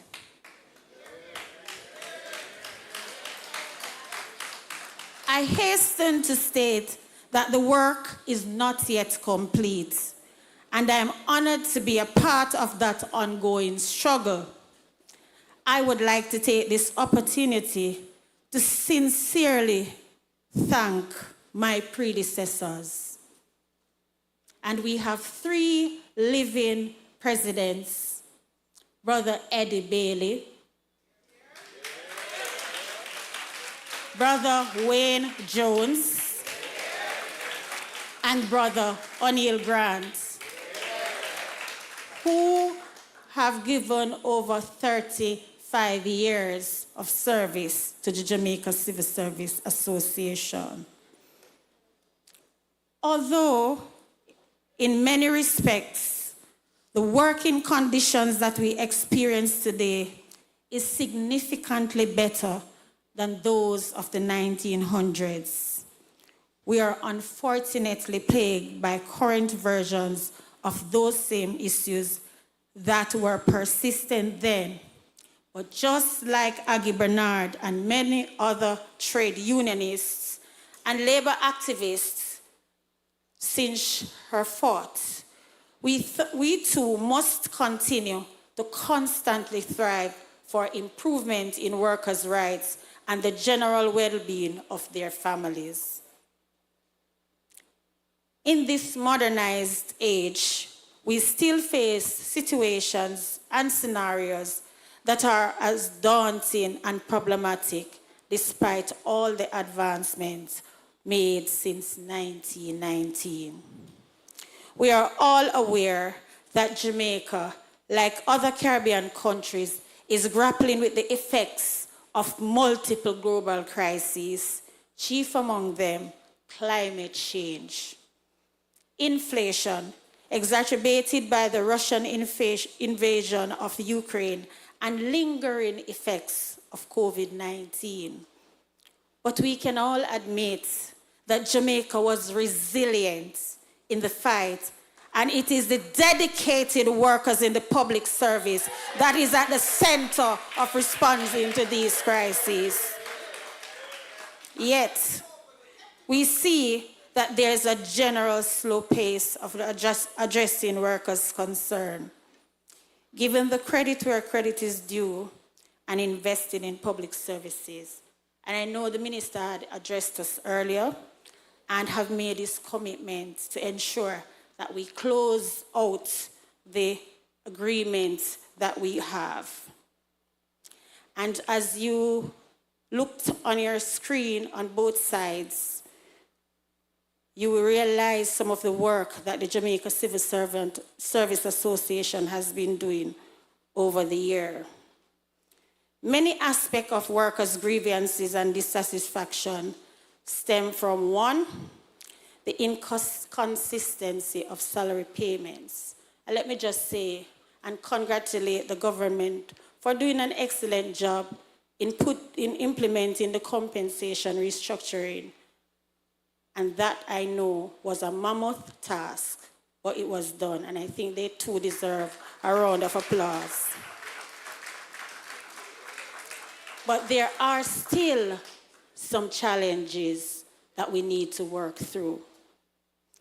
In a world where cost of living increases constantly, the need for consistent income and stability is imperative, even as we thrive for equal work of equal pay, of equal value.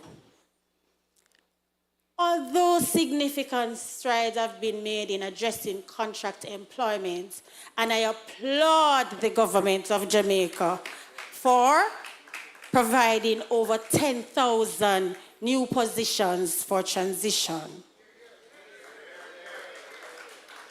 There are a significant number of contract workers whose concerns are yet to be addressed. But I know that the government's commitment to working with the unions to have those addressed, and I'm speaking directly to you, Minister Clark.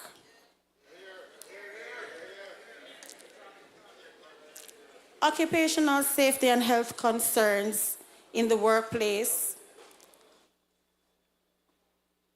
and also external job sites are another nagging issue. During my tenure, I made it my priority to connect with my members personally.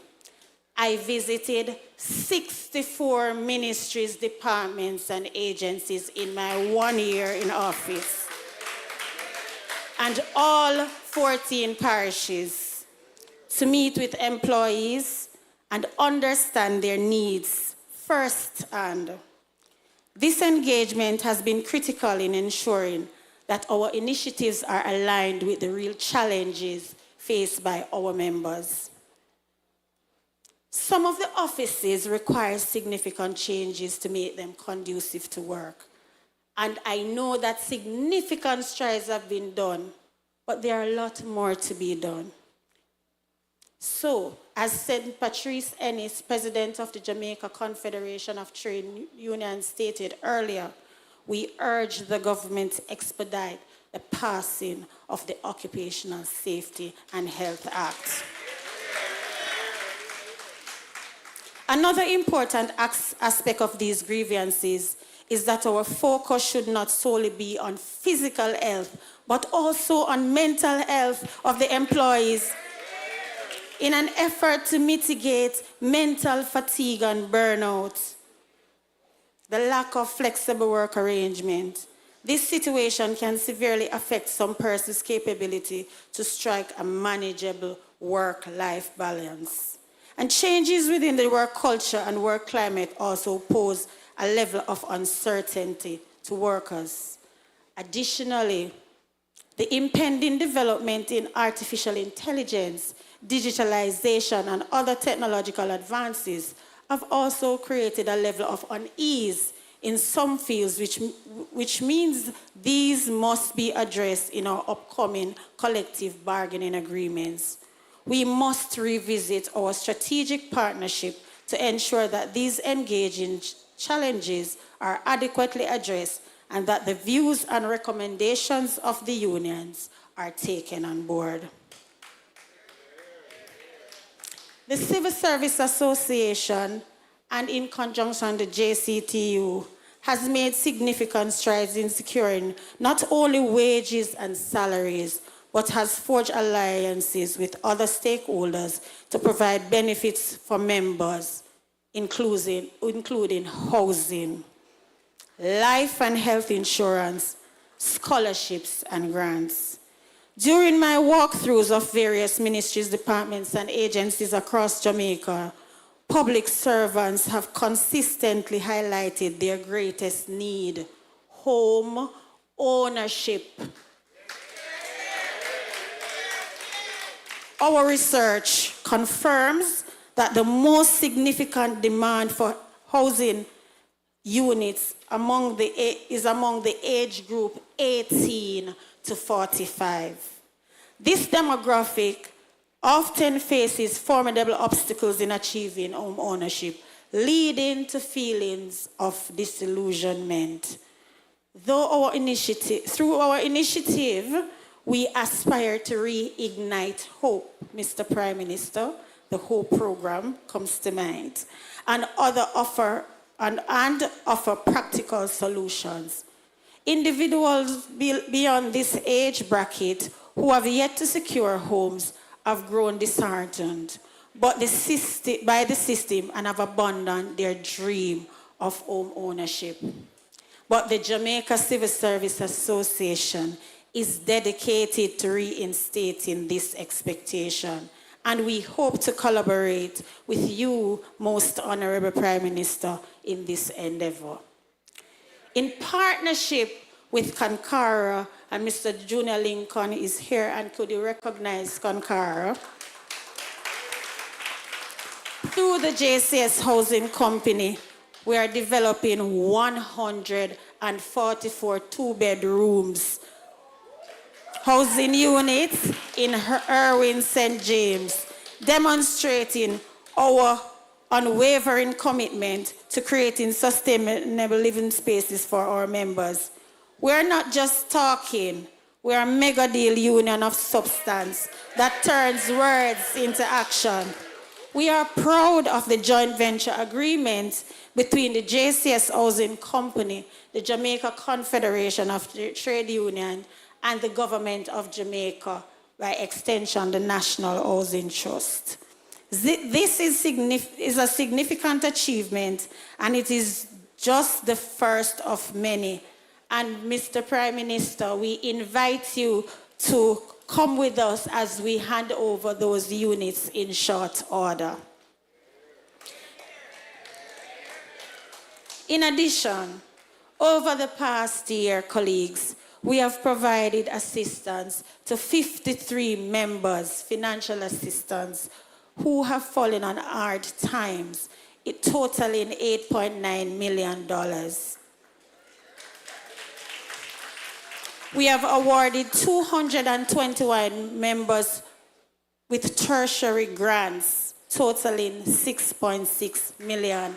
And let me just thank the Ministry of Finance as well for their contribution of $4 million to this fund. Please, thank you, Minister.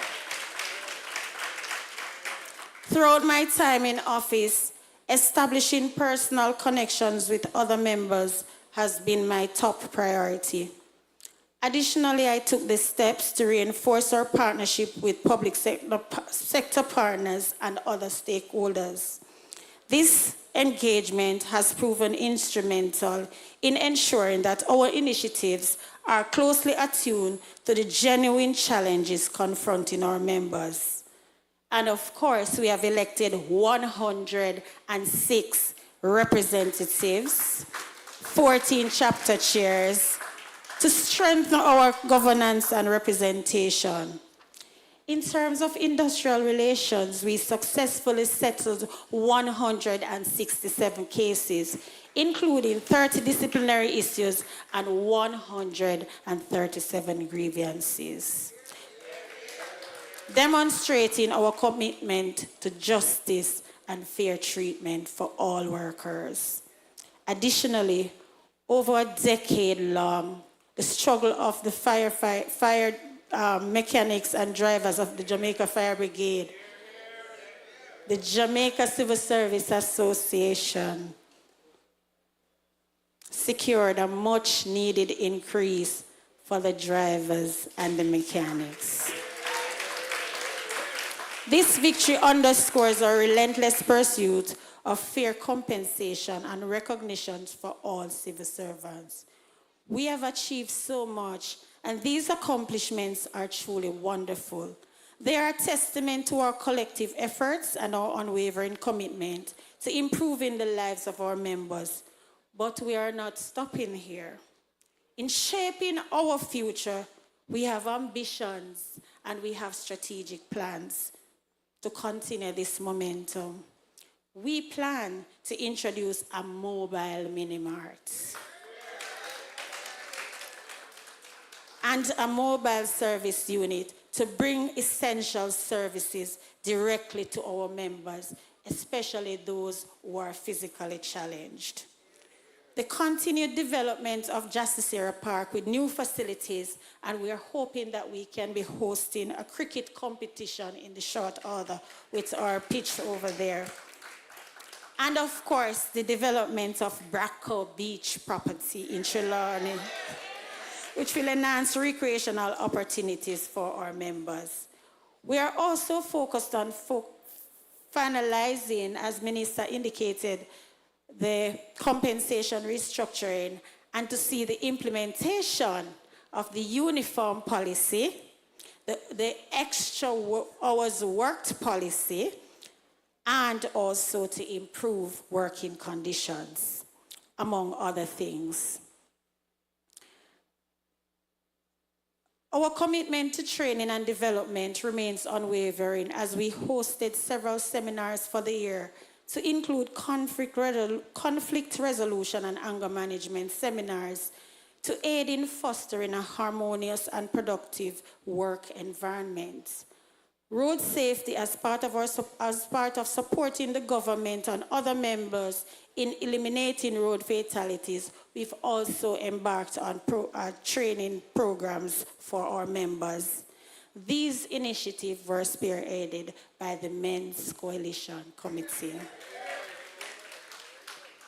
Similar to the manner in which Aggie Bernard was resolute in her leadership and was able to unite and galvanize so many workers and individuals with her activism, we as trade unionists, labor activists, politicians, policymakers have to be steadfast in our resolve to ensure that the growth and stability of our workforce does not stagnate or even regress, especially when we consider the rate at which society, technology, and the industries are advancing. We must therefore be proactive in this pursuit of improvement. We cannot sit idly by and allow matters which can be easily resolved to fester and create seeds of discontent and resentment within our labor force. We need a brand of social dialogue that is fortified by trust and can withstand scrutiny. As we are all aware, a volatile industrial climate can create national crises.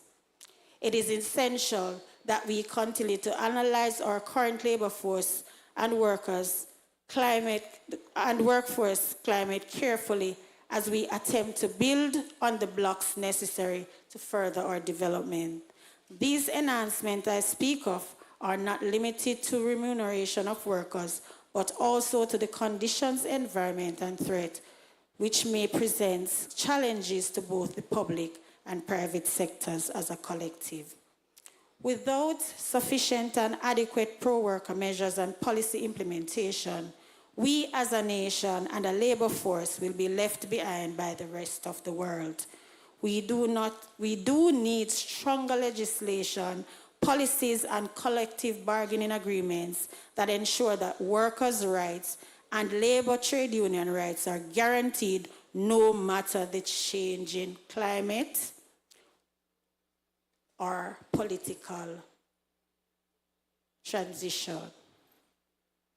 That right of all workers are respected, whether they are workers with disabilities or those with different political, social, religious, ethnic, or sexual orientations. The fruition of these requisite changes must be at the forefront of the mind of all the individuals tasked with the creation, implementation, and execution of the ideas, strategies, and suggestions for the future of workers in Jamaica.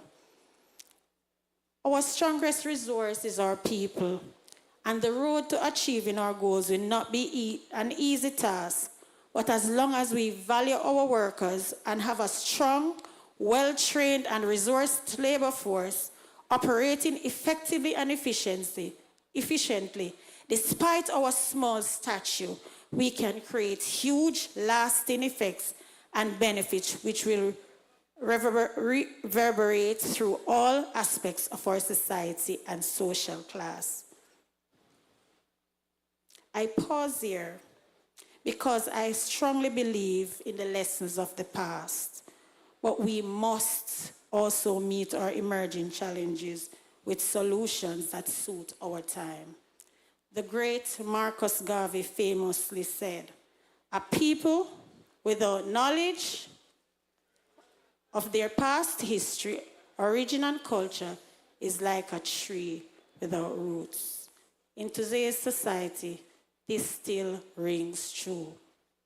It is indeed a call for us workers to become educated as to the rights that we possess, and by extension, for us, the representative of the workers, to be cognizant of the need of the workforce and agitate for these same rights and needs.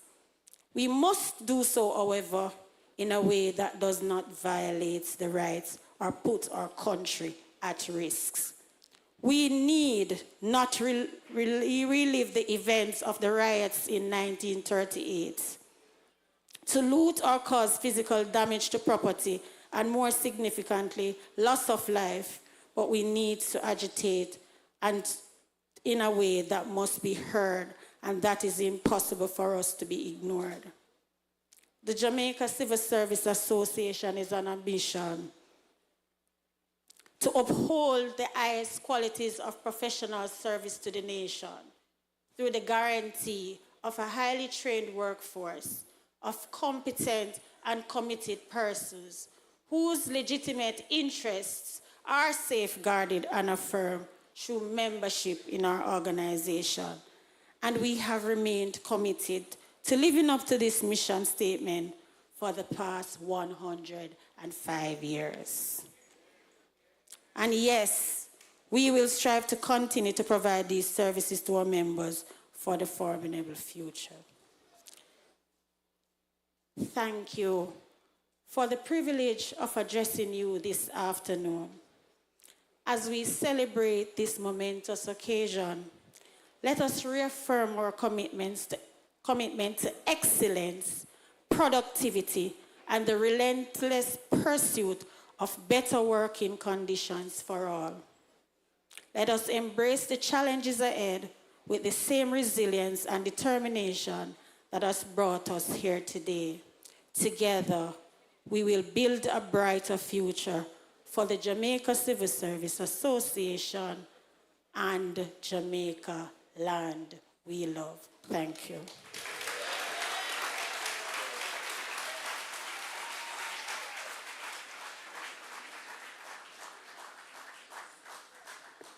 Thank you, Madam President.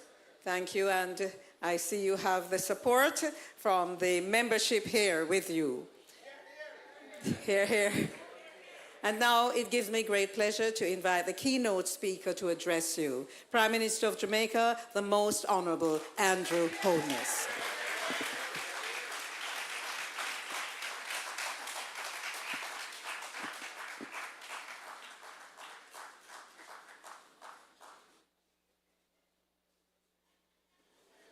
Good afternoon, nice and decent people.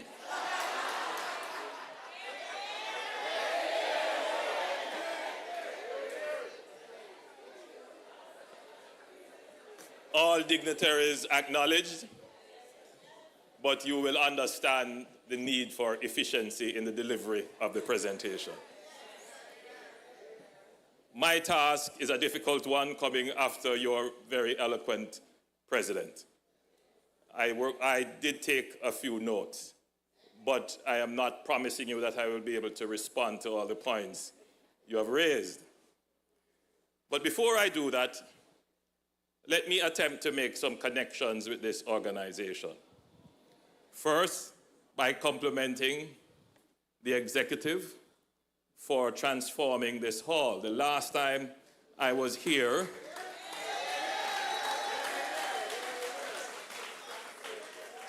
it was quite different. In fact, when I came in, I had to, is this the same place? It's modernized. And I think it is appropriately named after your past president.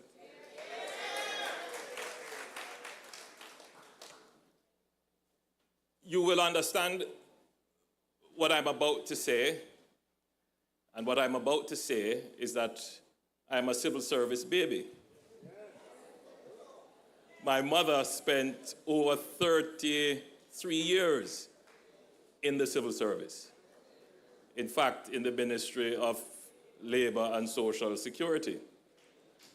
And I spent a few summers working in that ministry.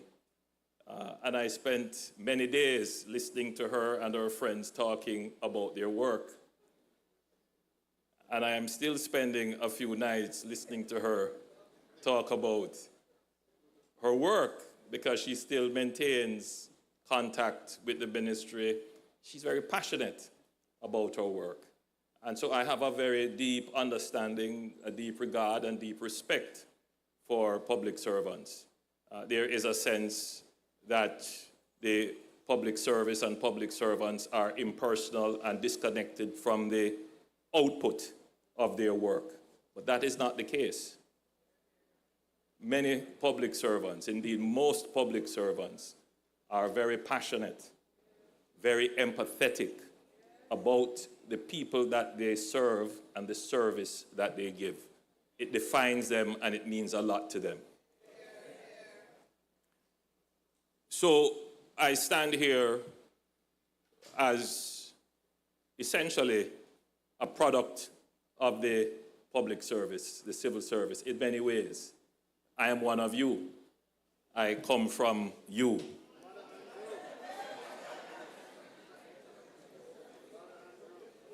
So I would well accept the title Brother Andrew.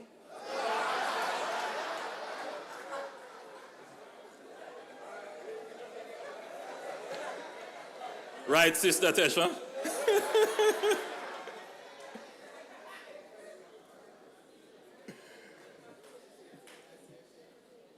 Now that we are connected, let me then capture your mind for a few moments.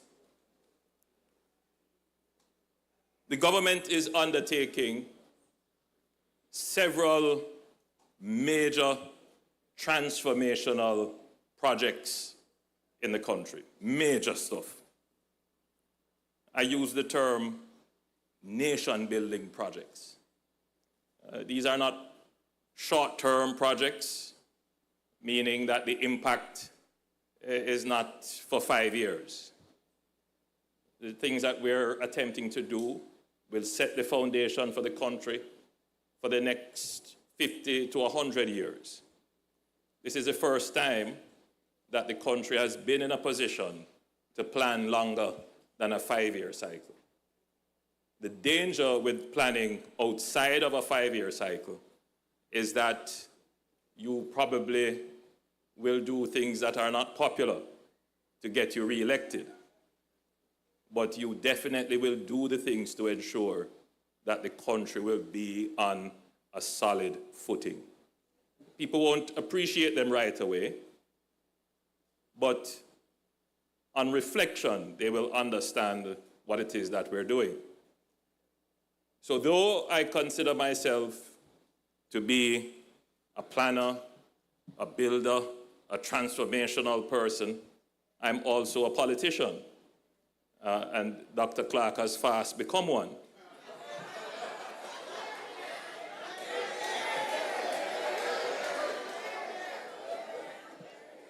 Because we understand that for our good works to be accomplished, we need to have the support and authority of the people in our democracy to continue the work.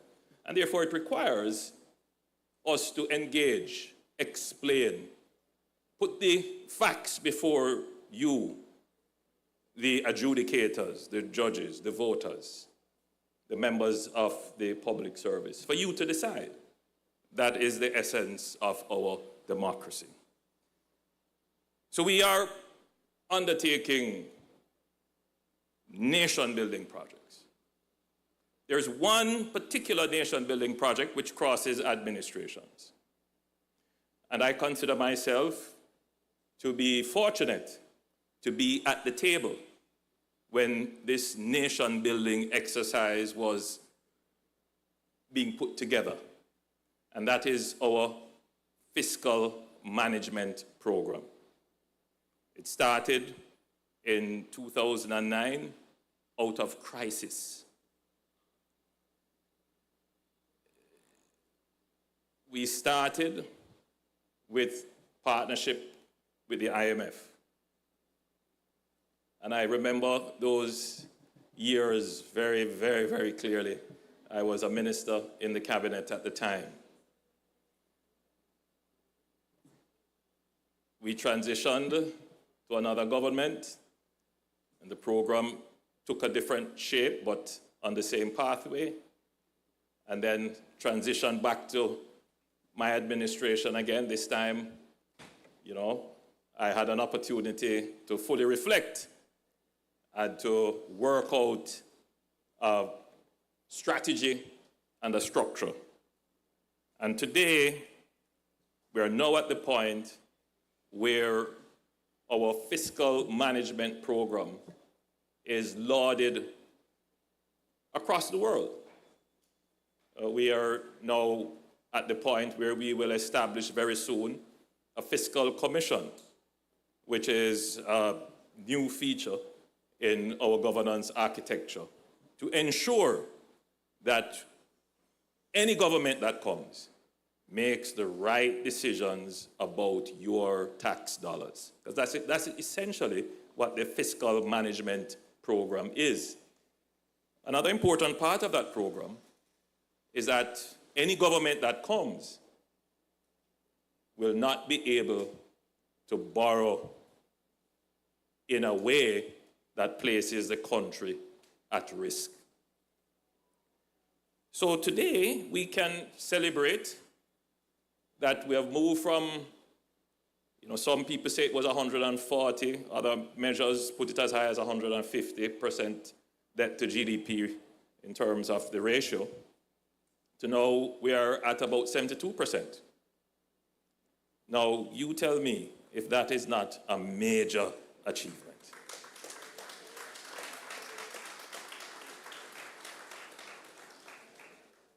So Jamaica today is quite different from Jamaica 10 years ago. It may not feel that way to the average person, but for you sitting here, you understand the imperatives of not having a high debt to GDP ratio and what that can do to your ability to get better wages. And I want you to reflect on that when you're sitting on the other side of the negotiating table and the situation is, how are we going to pay you when we don't have the money and this is our debt? And you know what? Maybe you're going to have to take a wage freeze. You remember that? I'm glad you said that. That is in the past. I'm glad you recognize that. So Jamaica today, Faye, is a different Jamaica. And we want to keep it that way. We want to keep it that way. I use this as an example, but it was your reality. You endured several years of wage freezes. Yes. As I say, I'm capturing your mind for a little bit. I wanted to just reflect on it. And our fiscal management continues, even under severe political pressure to run with it. Because that's what it has come down to. As we enter into election and pre-election seasons, the electorate is saying, we are under pressure, we are not feeling it, we are suffering, spend. But that is just like a self-fulfilling prophecy of making it worse for you if we were to abandon fiscal frugality. All of what you want to achieve, we would not achieve it. And that in itself is a different Jamaica. Because other governments would have done that in order to be elected. We're a different Jamaica today. We're investing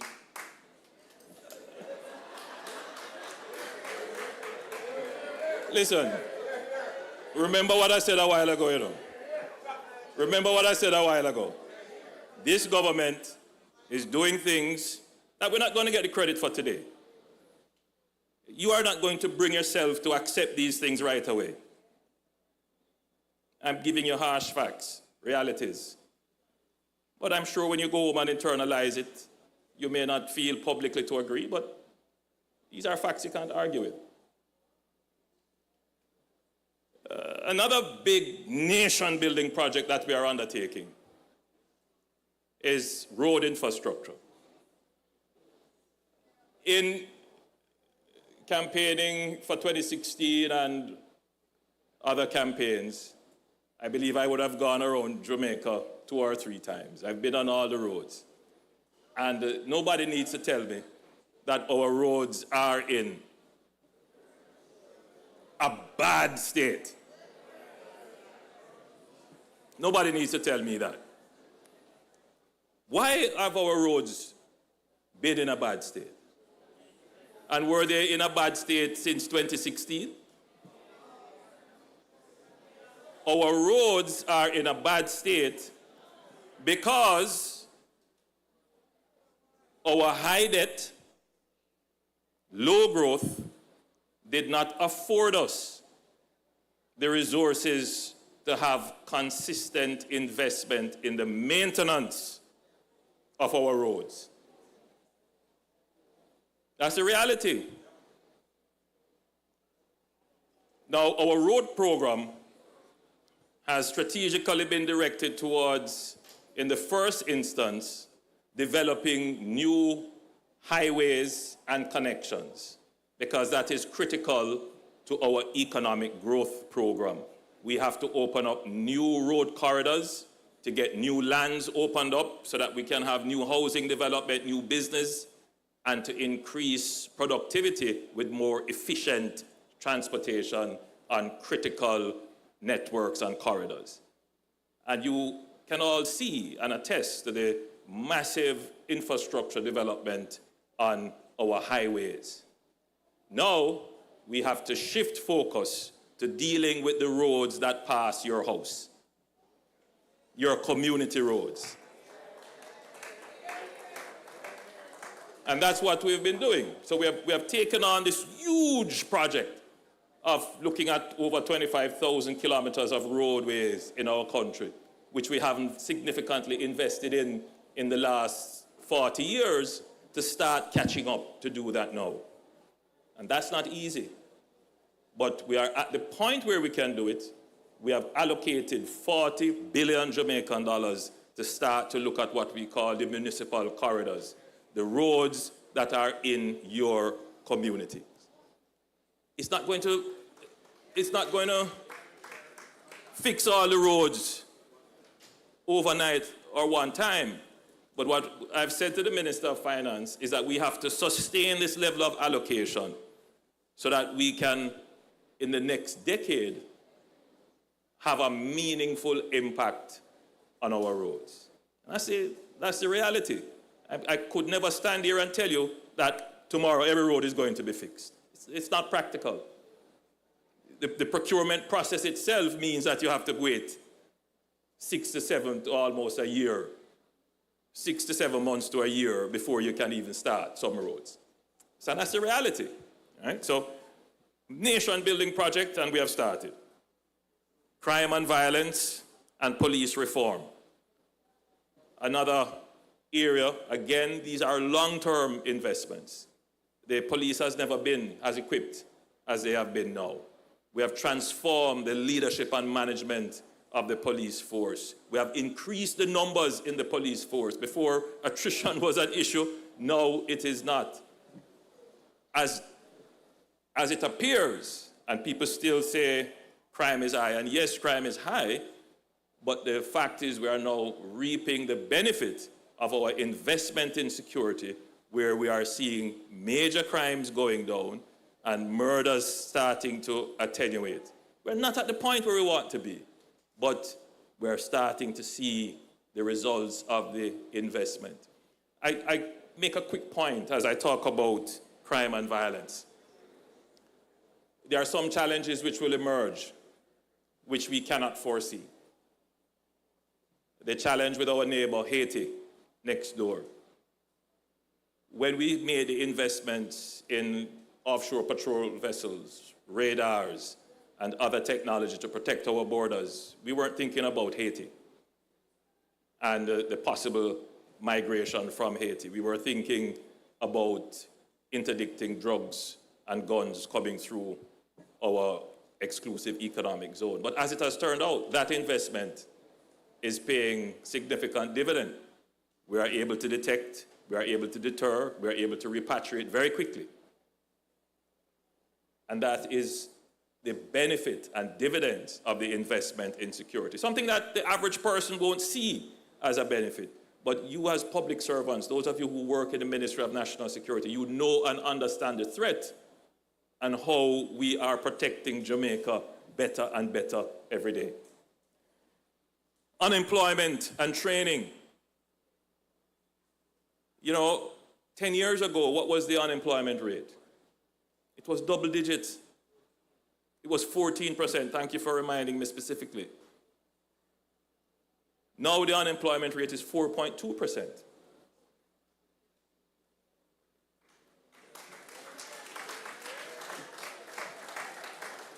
These are just facts and realities. 4.2%. The biggest complaint I get from employers, we can't find two complaints. We can't find enough labor, and we can't find labor that's trained and aligned to the needs that we have. And so training has now become our new effort to get those 20 or 30,000 persons who are outside of the labor force into the labor force and to upskill the workers that are in the labor force. That's the big challenge for us now. Economic growth. You know, for many years we struggled with economic growth, and I would say we're still struggling. I'm certain Dr. Clark, Minister Clark, would not say that he is, you know, satisfied with the level of economic growth. 1.9%, which is the latest outturn from PIOJ, is nothing to brag about. But what can we brag about?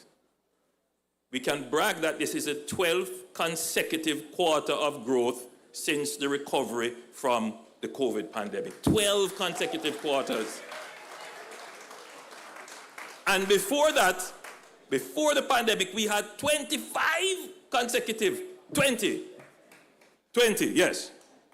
consecutive quarters. You see, he knows the figures well, you know.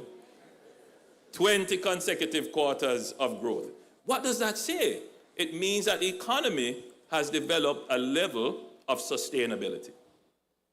All right? So we are in a particular growth trajectory. Certainty and stability. But that is not going to be enough. That is not going to be enough for the challenges that we have. And I'm going to come back to that a little later, but another big transformational project that we have taken on is education. I won't say that I am satisfied as to where we are in education. We need to be much further along, but education is such a big task. We had to put together a commission to review the education system and advise us as to how to treat with it. I certainly am going to shift some of my focus from other areas onto education, because as we try to deal with this labor shortage and the upskilling of our population, particularly in terms of emotional intelligence as well, we have to focus on the education system. So that's going to be another area of focus for me. I want to talk quickly about health. We're making massive investments in health. For the first time, we are building hospitals in 30 years. I mean, that's the fact, that's the reality. We've never built any hospitals in 30 years. Now we have 3 hospitals building at once. 4, they tell me 4. In terms of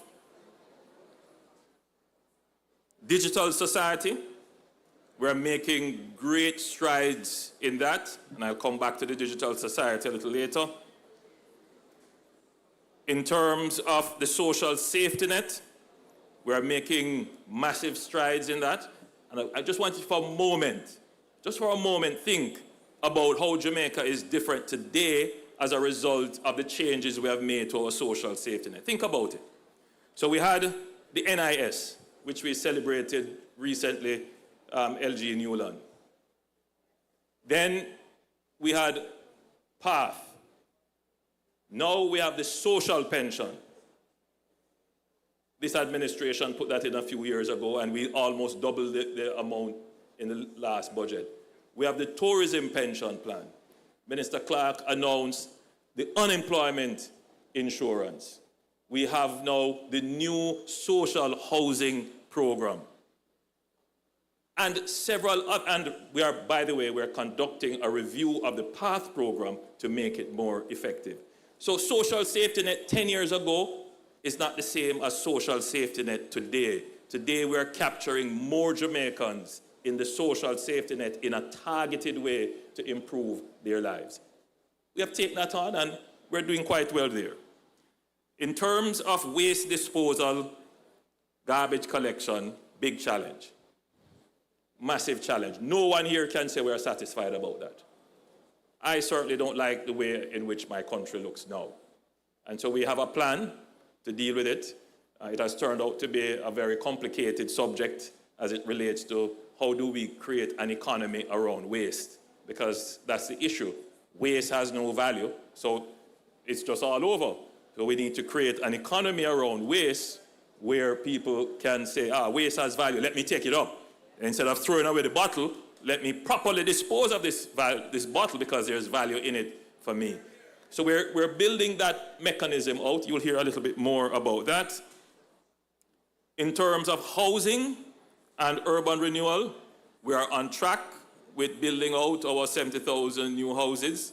The NHT has charged of 43,000 of those, and several projects are underway. And I'm sure many of you inside this room will be beneficiaries of those houses. We continue.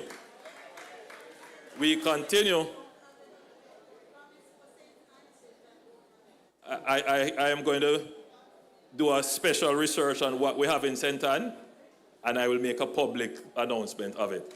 But I wanted to point out that we continue to work with your association in building houses on lands that you would have gotten through negotiations with the government.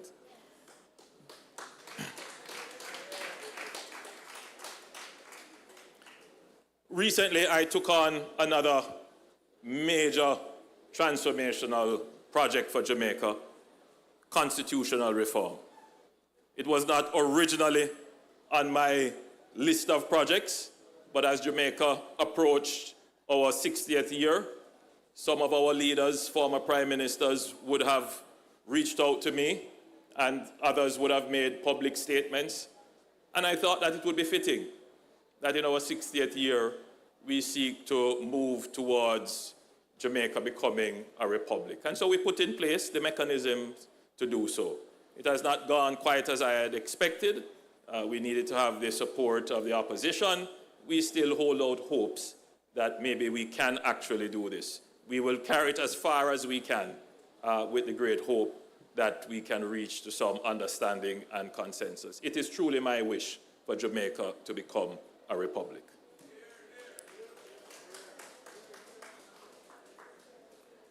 Now, one of the most difficult transformation projects that we undertook was the transformation of the public sector.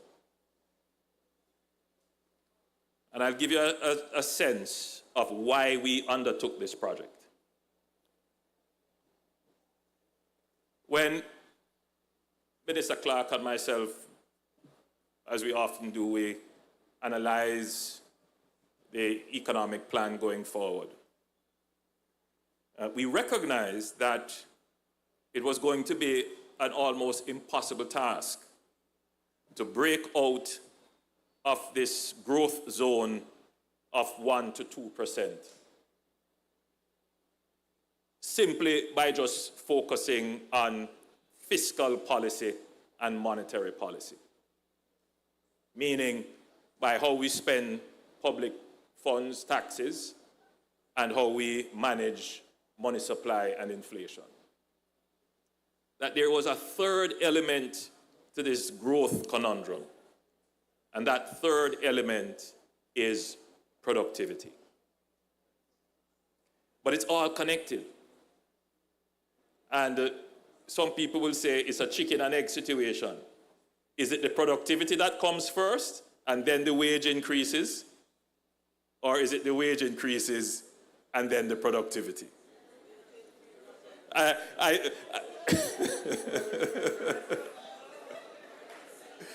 Some people will say it's a chicken and egg. How do you break that cycle of low productivity, low wage to high productivity, high wage? Where do you start? I guess you're beginning to see the complexity of the issue and the challenges that we face as policymakers. How do we strategically approach this problem while keeping you on board? Anyway, we recognize that Labour made a huge sacrifice, certainly with the wage freezes.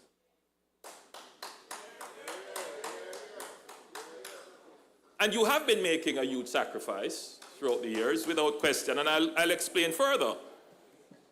By the way, whenever you want me to stop, you can just say. So, we also recognized that when we took over in 2016, we got the cooperation of the unions and the workers to have a 4-year negotiating window. And we were very appreciative of that, because that 4-year negotiating window gave us an opportunity to properly plan how we could increase in a systematic and sustained way public sector compensation. So we examined it, we costed it, we looked at what it would cost.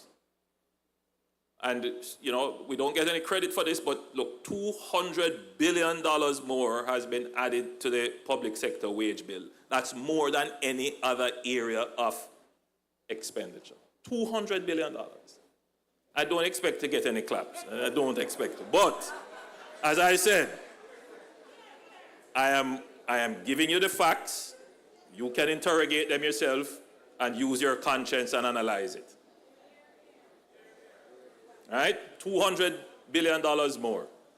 Now, of course, there are issues as to how that $200 billion is distributed and who get more and who should get more, and there are those issues. What I do, I leave them to Dr. Clark to solve, right?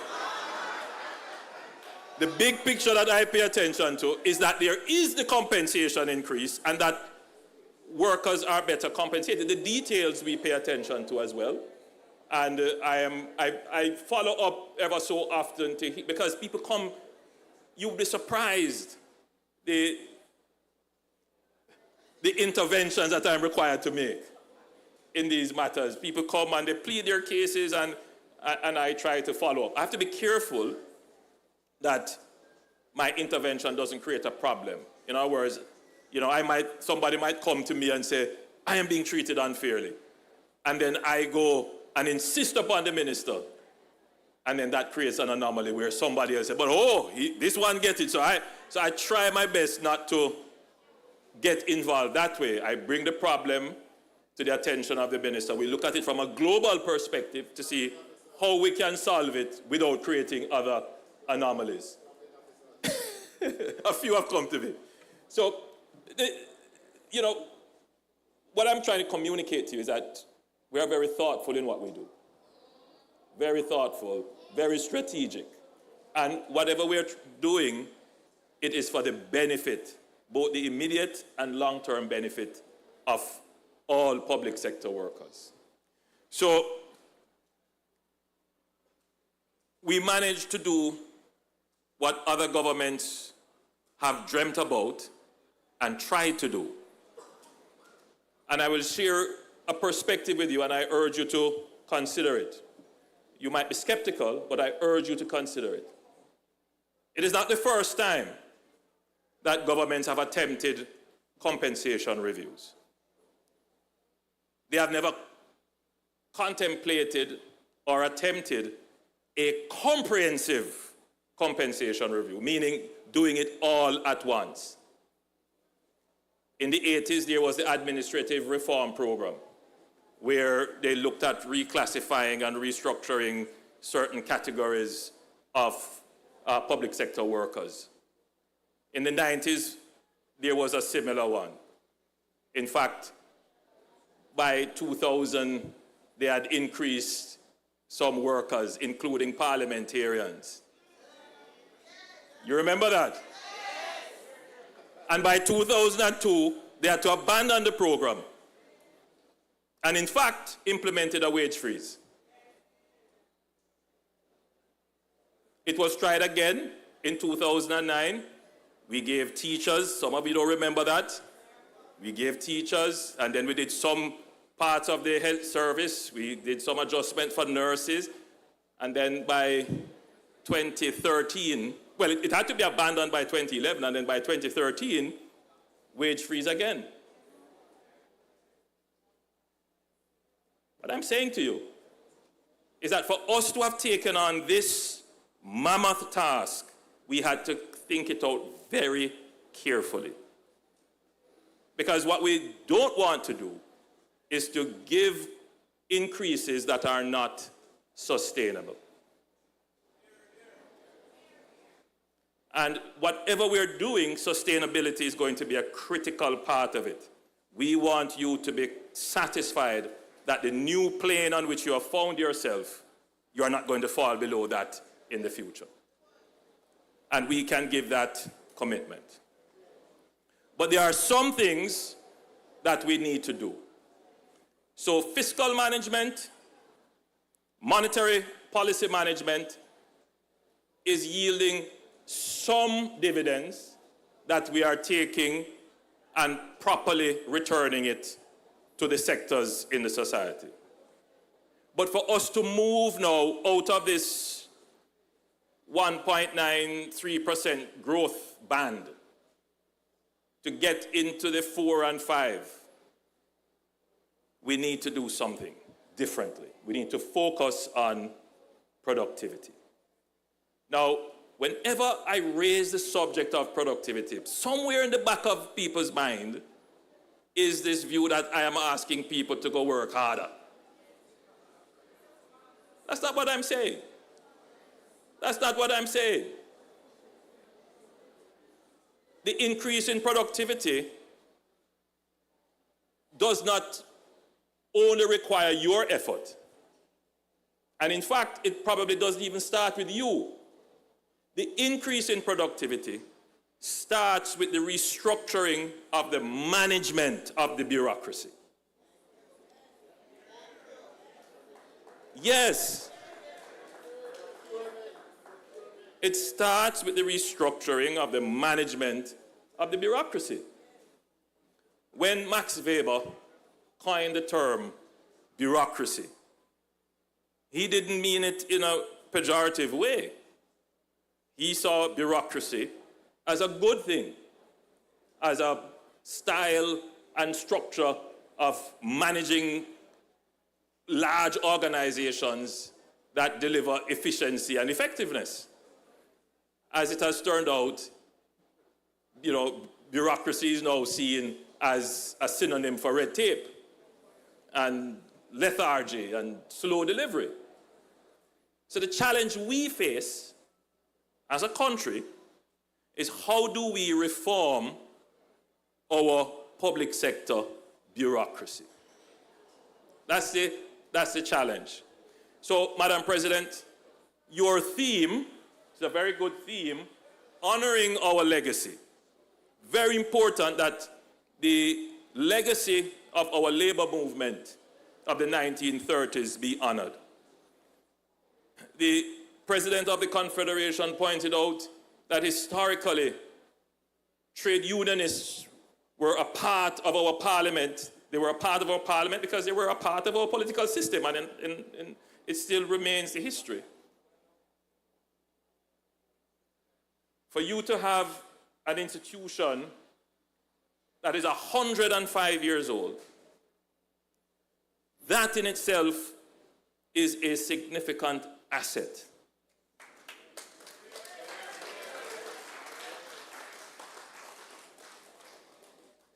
And during that 105 years, you would have gone through many struggles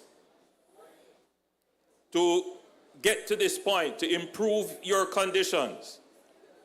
I will be the first to admit that governments have not always been understanding of the workers' needs. I will say that the history would show that. But what I can say about the government that I lead, having come from a single-parent home with a mother who sent 2 children to school on a clerical salary in the civil service, nobody can tell me about the struggles of civil service households. I live it, I know it, I understand it. And therefore, when I hold this office, you can understand why $200 billion is placed on improving the compensation of public sector workers.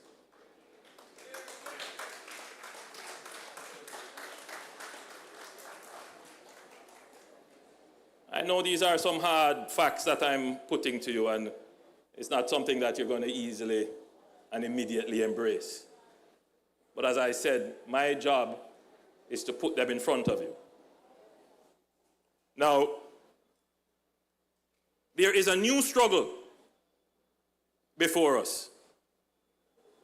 And if we are going to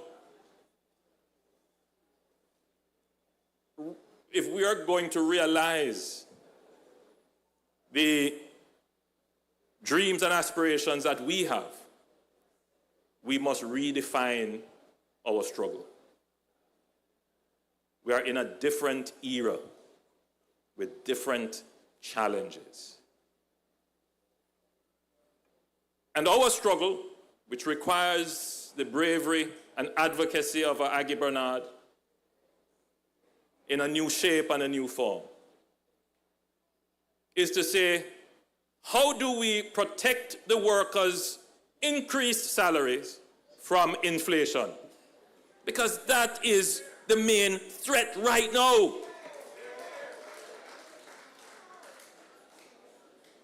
How are we going to protect our workers from being replaced by technology? That's the new challenge right now. Redefine your struggle. I'll tell you a little bit about inflation. As I say, when you want me to come down, you can stop me. Between 1989 and 2007, average inflation in Jamaica, average annual inflation, was 18.5%. So imagine that for 18 and a half years, you're losing 18.5% of your spending power per year. That's the average annual inflation.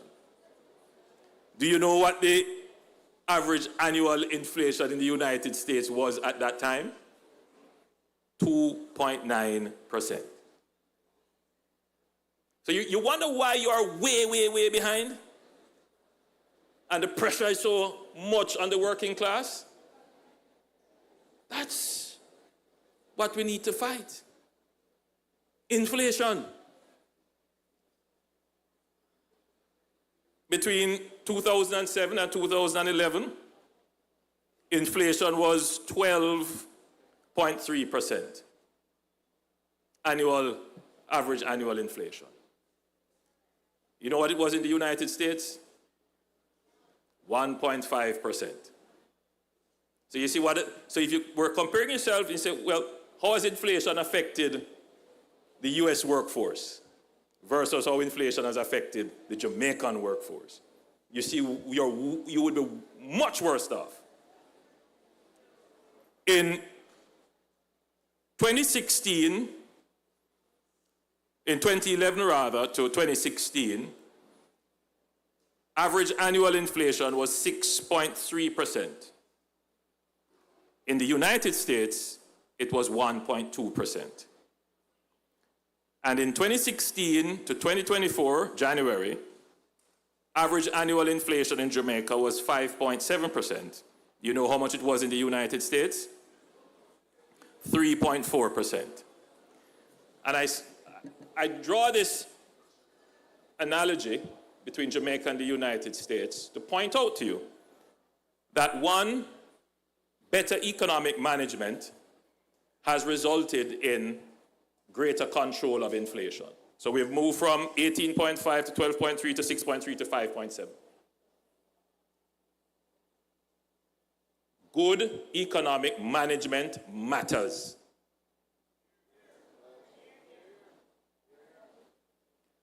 Now, sometimes you have shocks that you cannot control.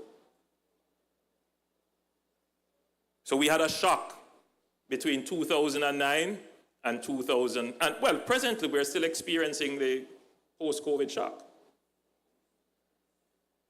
So even the US was impacted. They are at 3.4.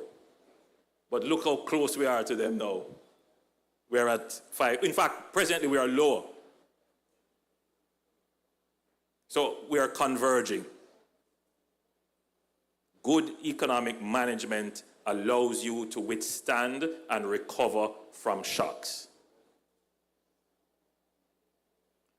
Now, the challenge therefore, Madam President, is that we have to work together to conquer this enemy of inflation. There is a view that somehow,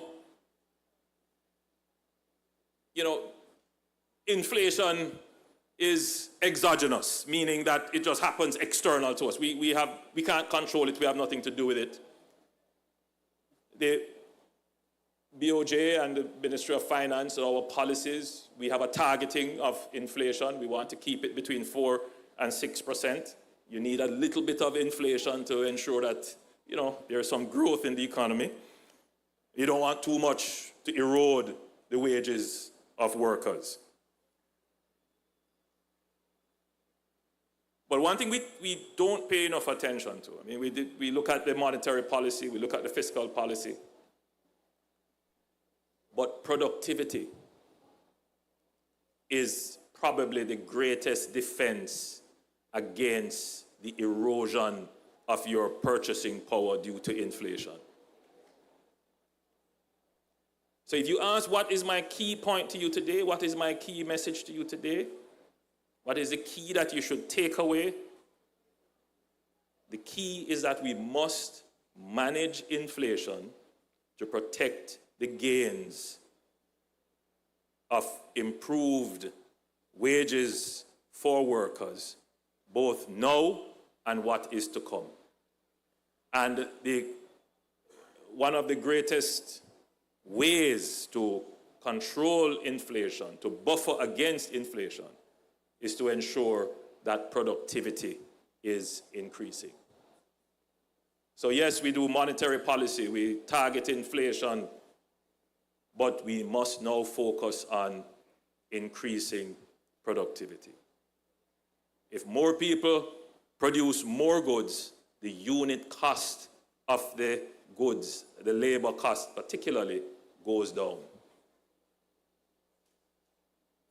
So, a part of the strategy is that we recognize that we must pay our workers more, and we have been doing that.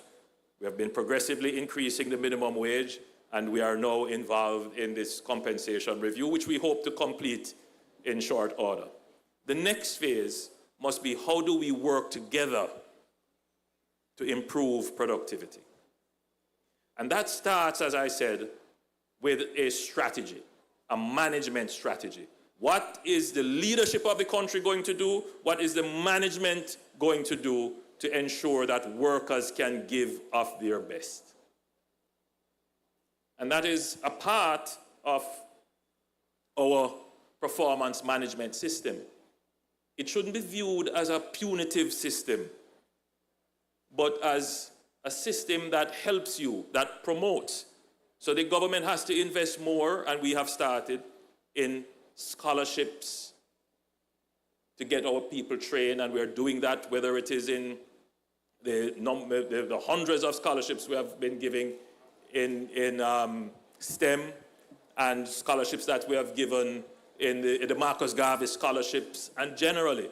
So the government will be embarking on an even more expanded program to ensure that all our workers are trained for the jobs that they currently have, to improve their skills. But more than that, we have to make sure that we future-proof our workers. Recently, I had a meeting with an investor who is a major employer in the country. I'll be finished shortly. It's not every time I talk to you, so I'm here. I have to just tell you some of this stuff. But everything I've said to you is relevant. So he said to me, Prime Minister, are you prepared for AI? And we have been having discussions in the cabinet. We have put together a AI committee, and it's part of what we're, looking for as future threats, but future opportunities. And he said to me, Prime Minister, I could, in a couple of minutes, write you a policy brief on how to improve agricultural output in Jamaica. And in 3 seconds, he went onto one of the AI platforms and emailed me a policy brief. Now, let me tell you something. It had a little, a few faults, but it was as good as any policy brief I've had.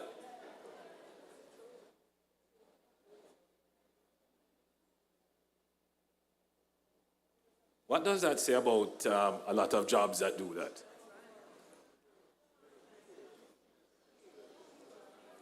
I don't mean to scare anybody. But I'm saying that we have to redefine our struggle. So institutions like the Jamaica Civil Service Association, this must be on your agenda. So that's the second key. So let us together redefine the struggles. We are not, we sit on opposite sides of the table to negotiate, but we are all trying to solve the same problem. The tensions are good. It helps to bring resolution. But we mustn't make it divide us. Because the new battle that we have requires us to be unified, and it requires a higher level of understanding and a willingness to unite together in the struggle for a better life for all of us. May God bless you. Thank you for listening.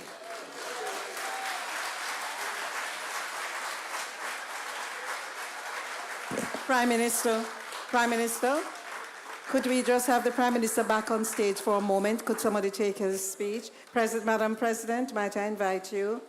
And as Prime Minister returns and President Clark Griffiths comes to make a presentation, sir, that AI thing is a real issue that we have to contend with. You can get a 10-minute speech in literally 15 seconds. Seriously. By the way, that was not an AI speech. No, but let me hand things over to the President. Thank you, Auntie Faye. I think now I can say Brother Andrew Oles. And when I said brother, colleagues, I am going to hand him an application form. 1% of your basic salary. Thank you. And the Jamaica Civil Service Association will defend you to make sure, sir. Madam President. Remember, Madam President, that I didn't take any salary increase.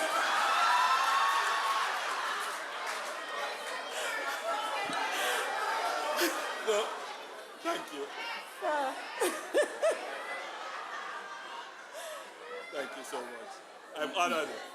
And I'm going to fill it out. Yes. So please. Brother Prime Minister, we just want to thank you for sharing with us the hard facts. And we appreciate the fact that you came here. You took the time to spend the entire session with the Jamaica Civil Service. I think we need to give the Prime Minister a round of applause, a standing ovation.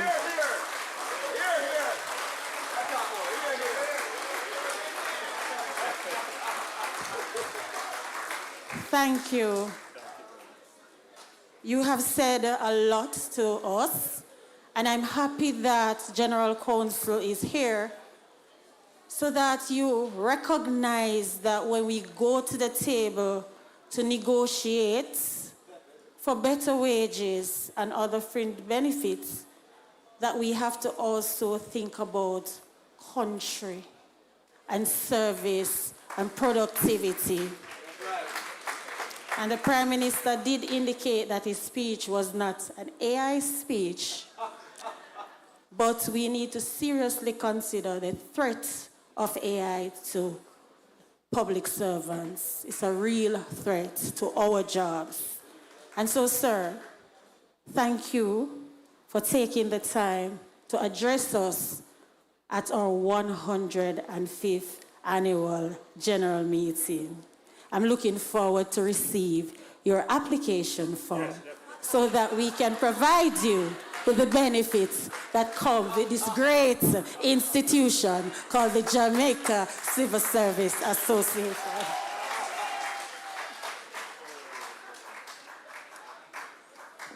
So it was more than the application form.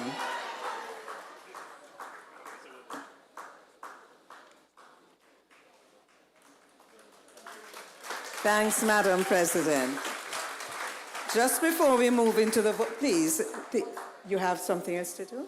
Yes, during the presentation of General Counsel, I omitted the Ministry of Foreign Affairs and Foreign Trade. So I'm just going to ask Sister Geraldine Miles and Sister Yannick Amir Cummins to be recognized. Could you please give them a round of applause? Thank you so much. And just a list of a few people who sent apologies before I ask for the vote of thanks to be moved. The Honorable Mark Golding,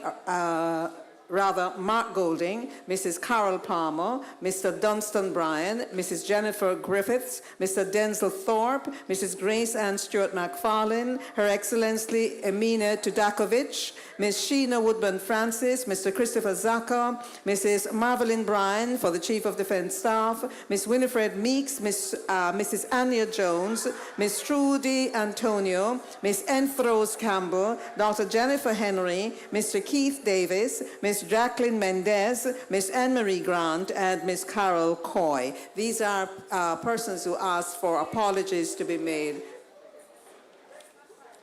Grace McFarlane came? Okay, okay, wonderful, thank you. Thank you for being here. Ladies and gentlemen, we've come to that point when it's time to have somebody move the vote of thanks, and I'd like to invite Mr. Dale Miller, member and Ministry of Local Government and Community Development member, to move the vote of thanks.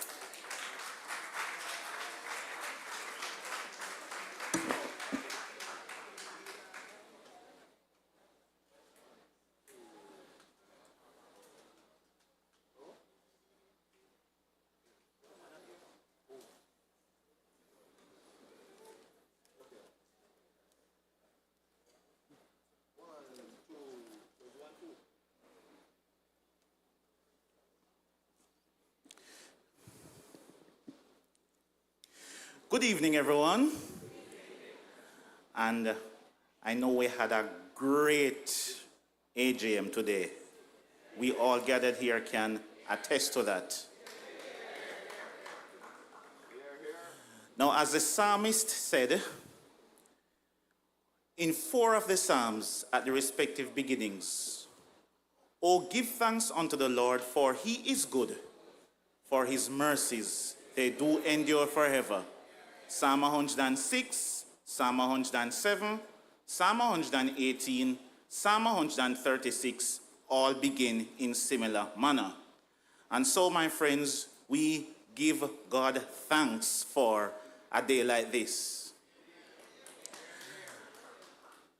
As Proverbs 3, verses 5 and 6 declares, "Trust in the Lord with all thine heart, and lean not to thine own understanding.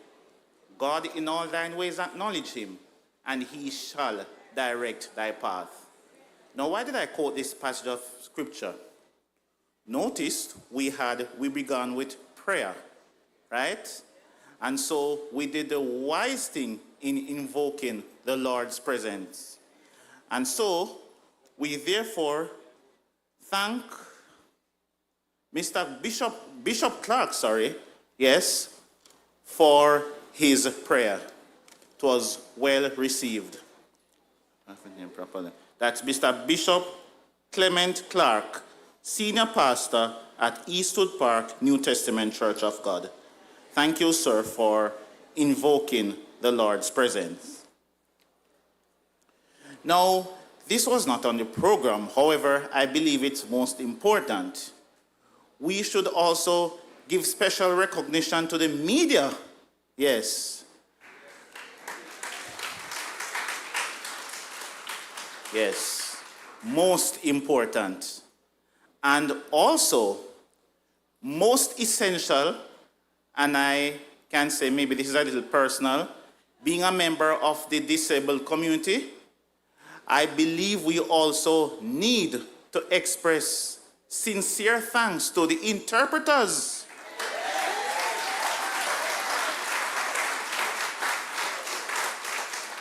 Yes, there are many things we tend to take for granted, but the interpreters, they did a great job this evening.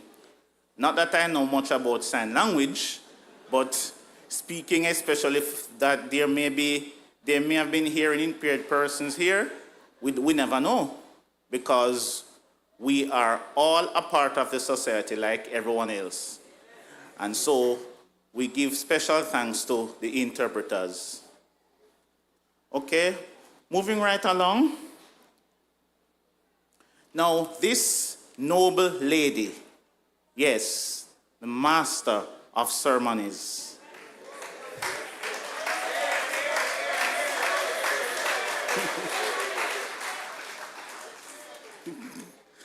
I have not met her in person as yet, although very shortly I know I will do so. But I've been hearing this lady for how many years? Yes, at different functions. I've been at functions in which she has emceed. Yes, I can say I'm singing with the National Culture Group for the Blind. I know you remember us, Sister Faye. Yes, the late Veronica Blake was our great leader. Right. And you have been to functions where we have performed. And I tell you, it has been great. And this lady, who can forget profile? Yes, you picked up the slot after the late Ian Bowen departed this life on December 18, 2017. Yes, you picked up the slot. And you did a wonderful job.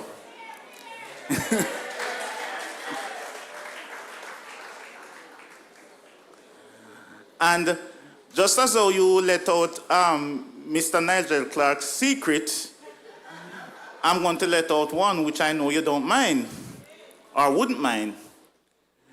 I wonder how many persons remember that Sister Faye did a stint with the late Alan Magnus on RJR. I remember it very well. And she can confirm? Because let me tell you something now. You see, we members of the disabled community, especially those of us who are visually impaired, our radio is our friend. Yes. And so we barely miss anything when it comes on to radio. So I distinctly remembered when Sister Faye worked along with Alan Magnus for a little while. But Sister Faye is a great, great MC, a great lady, and I will listen to this lady for hours without apology. Yes. So big up, Sister Faye.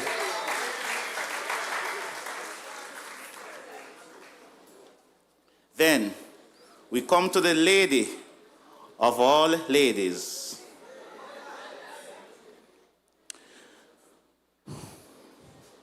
As Proverb puts it,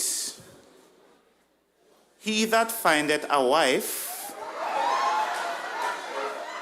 findeth a good thing and shall obtain favor from the Lord. I'm sure Brother Andre would agree with that 100%. Now, why did I quote this passage of scripture?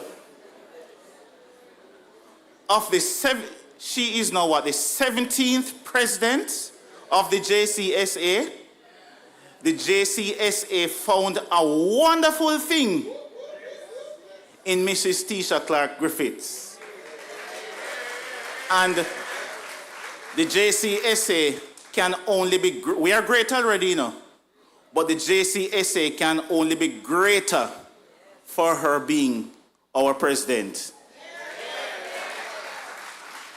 And so thank you so much, Tisha Clark Griffiths. You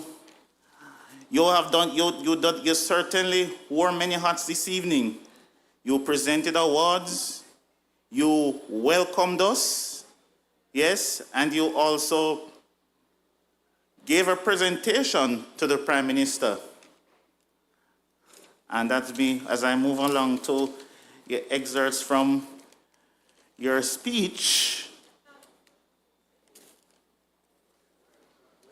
My paper began to play a trick on me. Yes, I had it and just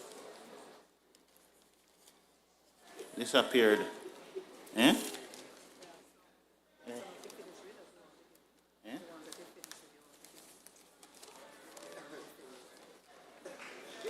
Yeah.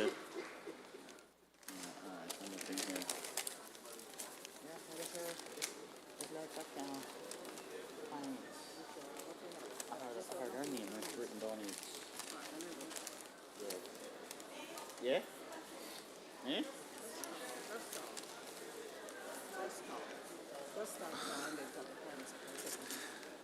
Okay. Okay.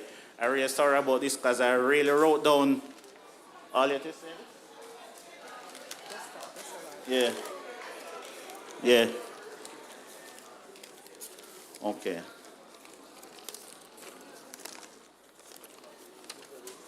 Mm-hmm. All right, Audrey. All right, so after Tisha, I had Audrey Soil. Right. I don't know why this happened to me. Okay. Right, so after Sister Tisha, we now go to Audrey Soil. Now, Audrey Soil certainly gave a wonderful message, yes, in honoring our legacy, shaping our future. The JCSA is the backbone of the government. The JCSA ensures the rights, our rights are protected, and etc. Our legacy is not leaving, but this part struck me in what she said. Our legacy, legacy is not leaving something for people, leaving something in people. So thank you so much, Sister Audrey, for that message. And then we go to Mr. St. Patrice Ennis. Yes, honoring our legacy, identifying issues affecting the government. And yes, the one that struck me was his 20 days, yes, paternity leave. Yes.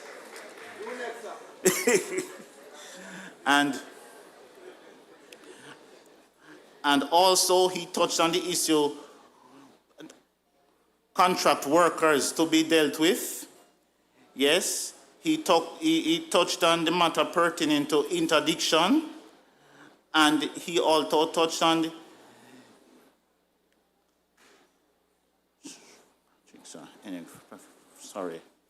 representation. Sorry, I missed out something. Yes. Yeah. Yeah, he said that all these problems, yes, needs to be dealt with. So, Mr. Ennis, thank you so much for such a presentation. And then we move to the one who they would say, hold the purse string. Yes. Hear, hear.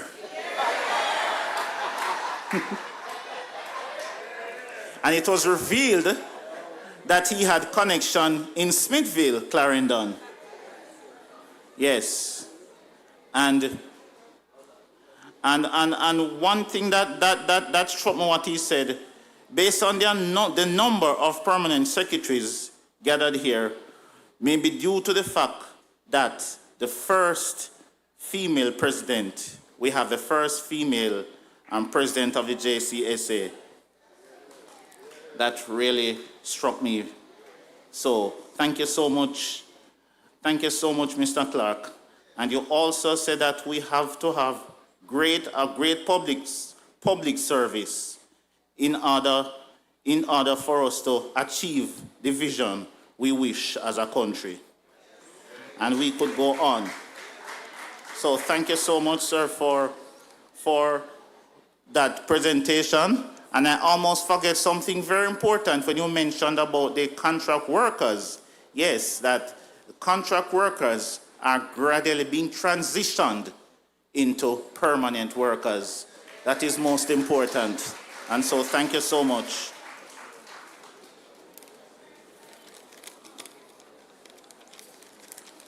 Then we're moving right along.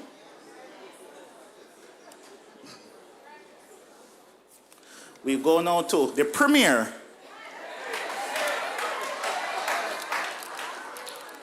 Yes. Now, Proverbs again said that when it spoke about a virtuous woman, right? And in the end it said that her works shall praise her. In other words, the works that you do, yes, your works, it is by your works that you're going to be recognized. By your works, you're going to be known. Now, why did I quote this passage of scripture? Our PM said that when he came in, he noticed a difference. Yes, he noticed a transformation in the auditorium. And so that is due to the great work of the Jamaica Civil Service Association. Yes, Mr. Honorable Prime Minister, thank you so much. As our dear President alluded to, thank you for taking the time to come and really rap with us. Yes, because I must confess that this rarely happens. Most times, persons are extremely busy, so we really give you thanks for taking the time out to come and speak with us.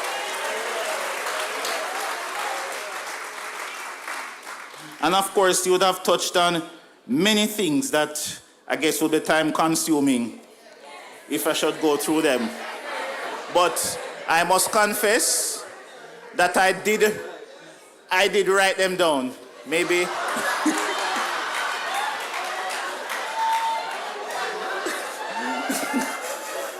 Yes, sir. So, thank you so very, very much.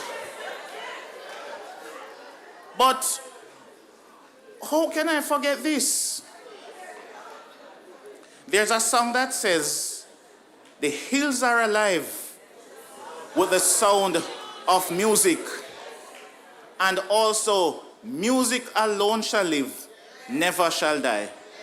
My friends, music is most essential in our daily life. And singing on my church choir, I know Sister Helena is here, she can attest to that. Sometimes the music even ministers to you more than the message itself. Yes, it happens many times. Music, my friends, is like an oasis in a desert. And so with that, let me thank the band for their presentation.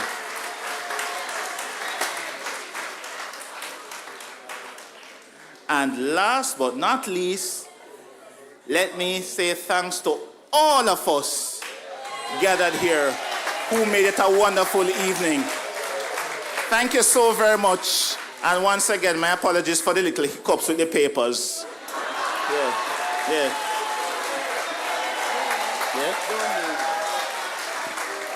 Ladies and gentlemen, I have detained Dale because there's news that Dale is going to be happy about that I'm going to read now. The University of the West Indies has granted, for the very first time, professorship to a blind person. That person is none other than Dr. Floyd Morris. Today, May 30, 2024, he received communications from the UWI that he's been promoted to the highest academic rank, that of professor. The first time somebody with a disability in Jamaica and the wider Caribbean, and of course it is the first in the 75-year history of the UWI that a person with a visual disability has been promoted to this rank. Me no say you did want to hear that. I know you wanted to hear that. Thank you very much, Dale. Thank you so very much. I know we all wanted to hear that. Thank you. All right, you good? Yes, you have a sister waiting on you over there, so. You're good? She's right over there, Helen, right over there waiting on you. Ladies and gentlemen, put your hands together one more time for Dale Miller, who moved a vote of thanks, and to all of you who've come here for the AGM. You now supposed to close off this meeting, Madam President. Seasons Band is ready to just dish out some seasoning here, but of course not before you bring this meeting to a close. This is your responsibility to adjourn this AGM. It's very much like a party atmosphere in here. Someone with it forgets it's AGM, eh? Yes, Madam President. Thank you, Sister Faye. I might say sister now. I need to give you an application from brothers and sisters, guests, Brother Prime Minister, Brother Nigel, Brother Charles. All of us are brothers and sisters after today. It means that we are going to live happily, right? So, Brother Nigel, when I come and say brother, on the other side, I don't have to change my glasses. Ladies and gentlemen, those joining us online, thank you. It is my duty to adjourn this meeting, and we continue tomorrow at 10 o'clock. Thank you very much.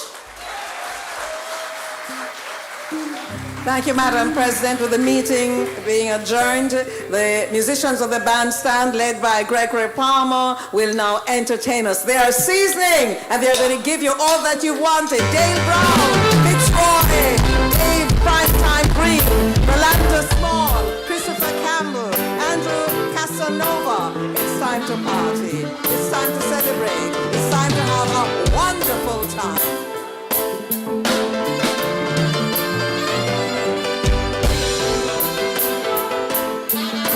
Big up yourself, Auntie Faye.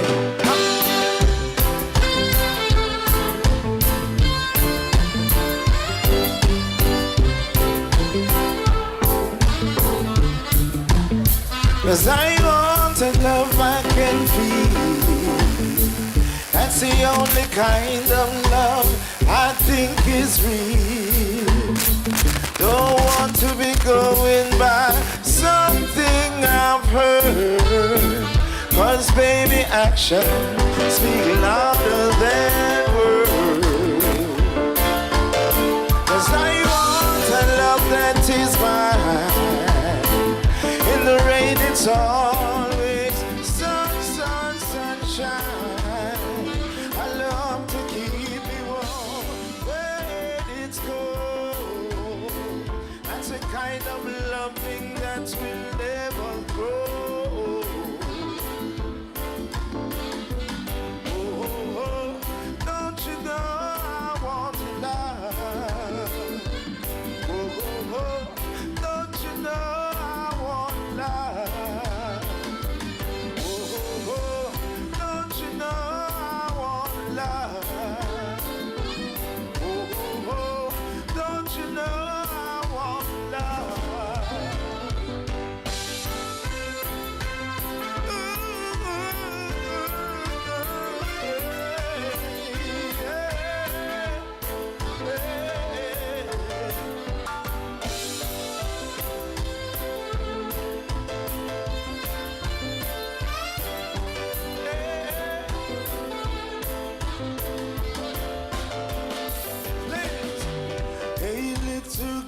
Each time you pass my way, I'm tempted to touch. Ooh, baby, the dress you